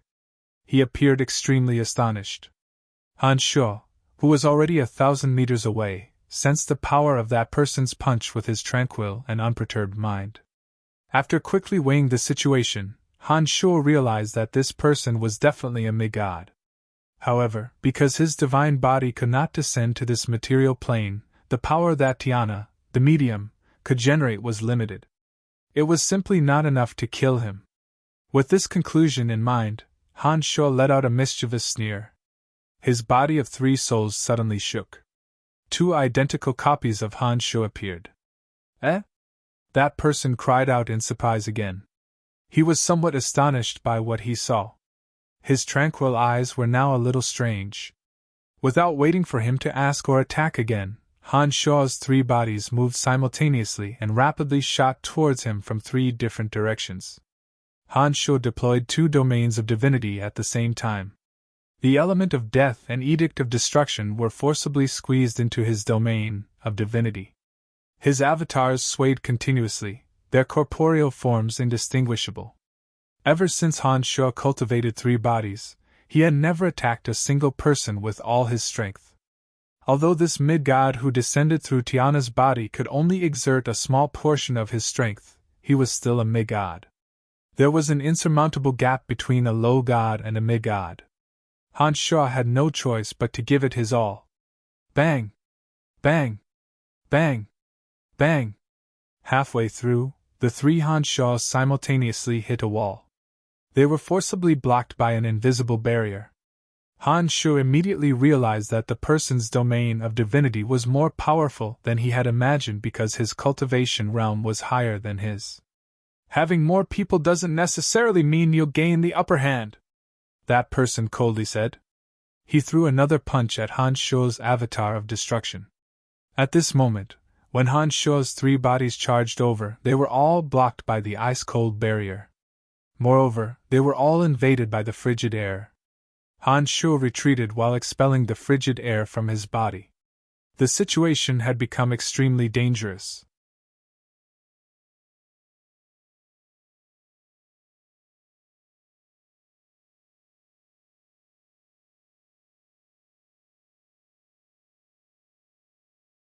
Chapter 607.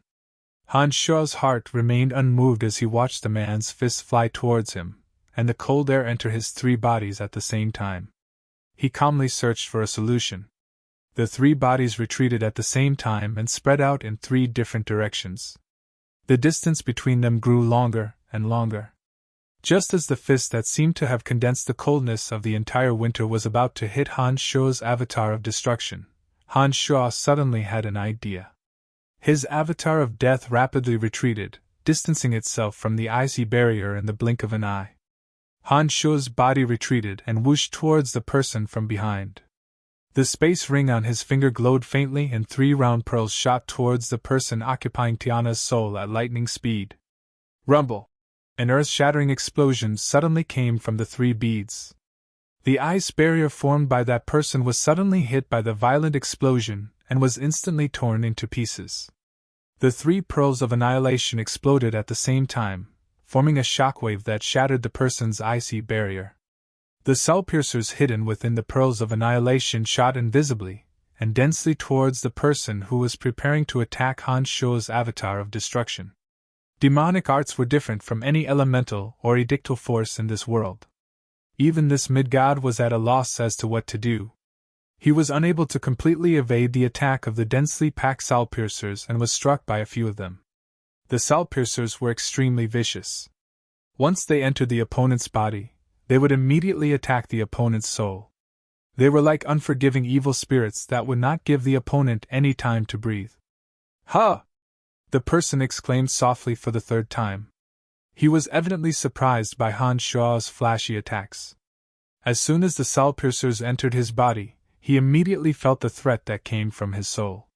He forcibly stopped the punch that was supposed to be aimed at Han Shuo, and focused all his energy on eliminating the threat of the cell piercers. The cell piercers were absolutely lethal to ordinary experts. If one's strength was insufficient, the cell piercers might even destroy one's soul under the corrosion of the cell piercers. However, from his previous experience in the Abyss realm, he knew that the soul of a god-rank expert was simply too powerful. A soul that had fused with the elements was not something that the cell piercers could destroy. The stronger the soul, the higher the degree of fusion with the elements, and the shorter the time needed to remove the cell piercers. Han Shu understood this principle.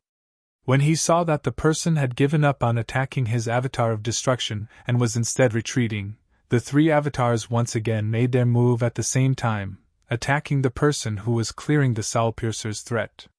"Despicable!" that person shouted with a cold expression.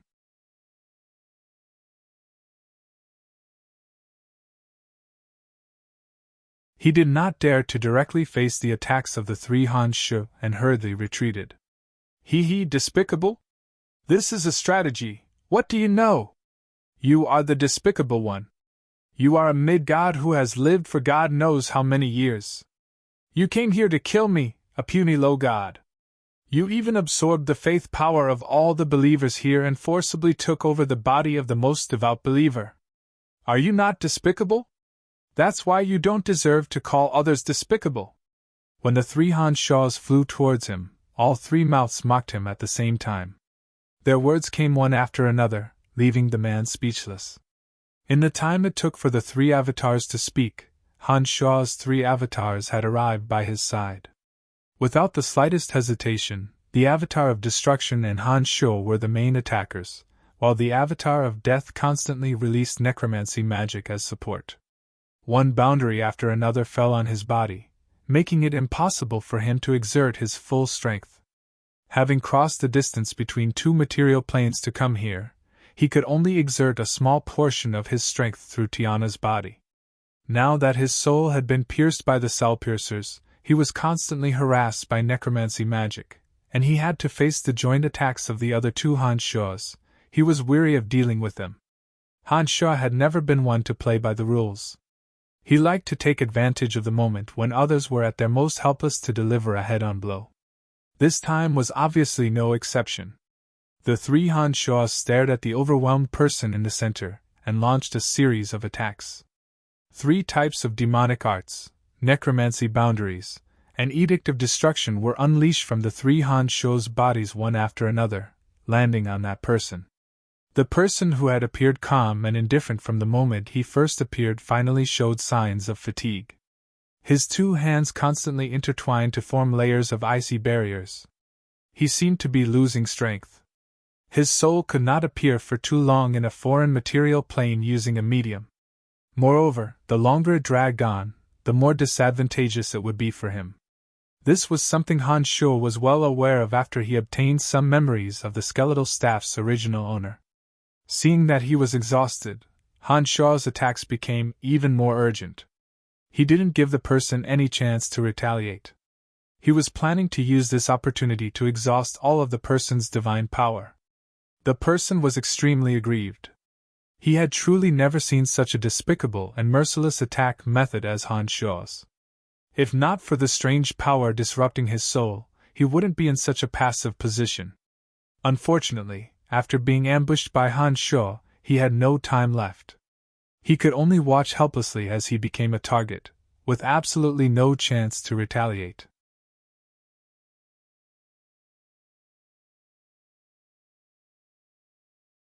What frustrated him even more was Han Shu's incessant mocking, insulting, and sneering. Three Han Shus, three mouths. His advantage in numbers was not only reflected in his attack methods, but was also used by him to disrupt his enemy's mind. While the three mouths were attacking, they would constantly greet the person's family and ancestors, ridicule the person's incompetence, describe the person's appearance after death, and repeatedly attack the person's mind. Most people wouldn't be able to withstand the pain of such verbal attacks. Because his demonic arts had reached the Nine Changes realm, his body, mind, and consciousness had reached a state of absolute calmness. Therefore, his mind was extremely calm when he spoke those words. His verbal attacks were even in a variety of styles, annoying the person to no end and making him more and more irritable. "Shut up!" the person roared. He stared at Han Shu in pain and shouted, "You are also a low god! How can you be so despicable?" The three Han Shus were startled. After a moment of silence, even more vicious words came from the mouths of the three mouths, completely ignoring the person's angry shouts. "It would be a waste not to use this advantage of having three mouths more than you. You're really an idiot." Han Shu sneered in his mind.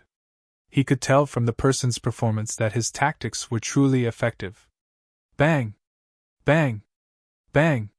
In line with Han Shu's incessant verbal attacks, the three of them joined forces and landed one after another on the ice barrier deployed by the person who had taken defensive measures.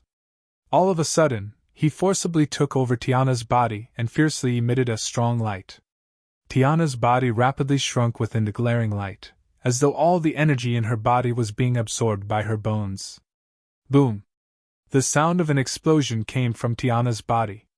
Hundreds of icy arrows whizzed in all directions, landing on the three Han Shus who were caught off guard. The hundreds of icy arrows came at an extremely fast and ferocious speed. They contained an extremely frightening amount of divine energy. Because the three Han Shus were closing in and surrounding him, the hundreds of icy arrows almost all landed on the three Han Shus' bodies, causing varying degrees of damage to all three of them. In an instant, all three of Han Shu's bodies simultaneously felt a bone-piercing chill. Not only did that chill affect all three Han Shu's bodies, it even attacked their souls. It was as though it wanted to freeze the three Han Shus to death. Crunch! Crunch! Terrifying sounds of ice freezing came from all three Han Shu's bodies at the same time. Solid ice covered his body in an instant, making him look like three crystalline ice sculptures. His face maintained expressions of mockery, cursing, and sneering respectively. It was an extremely bizarre sight.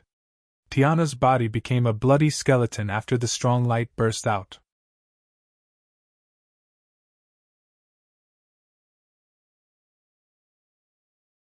It was as though all her flesh and skin had been absorbed by her bones. It was an extremely horrifying sight. A pair of cold, emotionless eyes stared viciously at the three Han Shus. The person said irritably, "I've had enough of your voice. Shut your mouth forever!" He raised his hand and three icicles the size of broadswords suddenly appeared out of thin air. They stabbed towards the three Han Shus at lightning speed, piercing through the solid ice on Han Shu's body and piercing straight through his chest. Huff! Huff! Huff! The person's deformed body panted heavily. It seemed that releasing three icicles to attack Han Shu had consumed too much of his divine energy. It was a little too much for him to bear. "What the hell is this thing?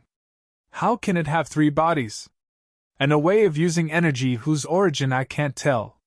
This guy is really weird," the person muttered to himself while staring at Han Shu, while panting heavily. He appeared to be extremely puzzled. Fortunately, he's about to be finished. This mission is about to be completed. It's just that he's consumed a lot of his divine energy. He didn't gain any advantage on this trip. The person continued to mutter in a low voice. The remaining flesh and blood on his bloody skeletal body slowly froze. He seemed to be panting to recover his divine energy, and then organize his energy to deliver a fatal blow to Han Shu's soul. All three of Han Shu's bodies were hit by the frigid arrow. The extraordinarily powerful cold energy instantly froze his limbs. Soon after, three icicles attacked again, piercing through all three of Han Shu's bodies and causing all three of them to suffer varying degrees of injuries. However, although Han Shu's body was frozen, his consciousness was still there, and his mind was still calm. If it were any other god, it would be very difficult for them to organize their energy to counterattack after suffering such a series of attacks. After all, the divine body was the foundation of one's body. It would be very difficult for one to move after suffering such heavy injuries. However, none of Han Shu's three bodies were normal. His avatar of destruction was transformed from the demon's lair edge, his avatar of death was transformed from the skeletal staff, and his avatar of demonic arts was the physical body of his main body. Moreover, he possessed an almost undying body. How could an ordinary body compare to his? Therefore, although all three of Han Shou's bodies were frozen, Han Shou didn't lose the ability to counterattack at all. Just when that person thought that Han Shou was at his wit's end and was about to silently recover his divine energy to deliver a final attack on Han Shou's soul, he heard a creaking sound coming from Han Shou's avatar of destruction. That person was startled and hastily turned his head to look. Then, he suddenly cried out in surprise. He was shocked by what he saw. You're tuning into the Phoenix Knights YouTube channel. Don't forget to subscribe and join us on this journey to catch the most captivating stories.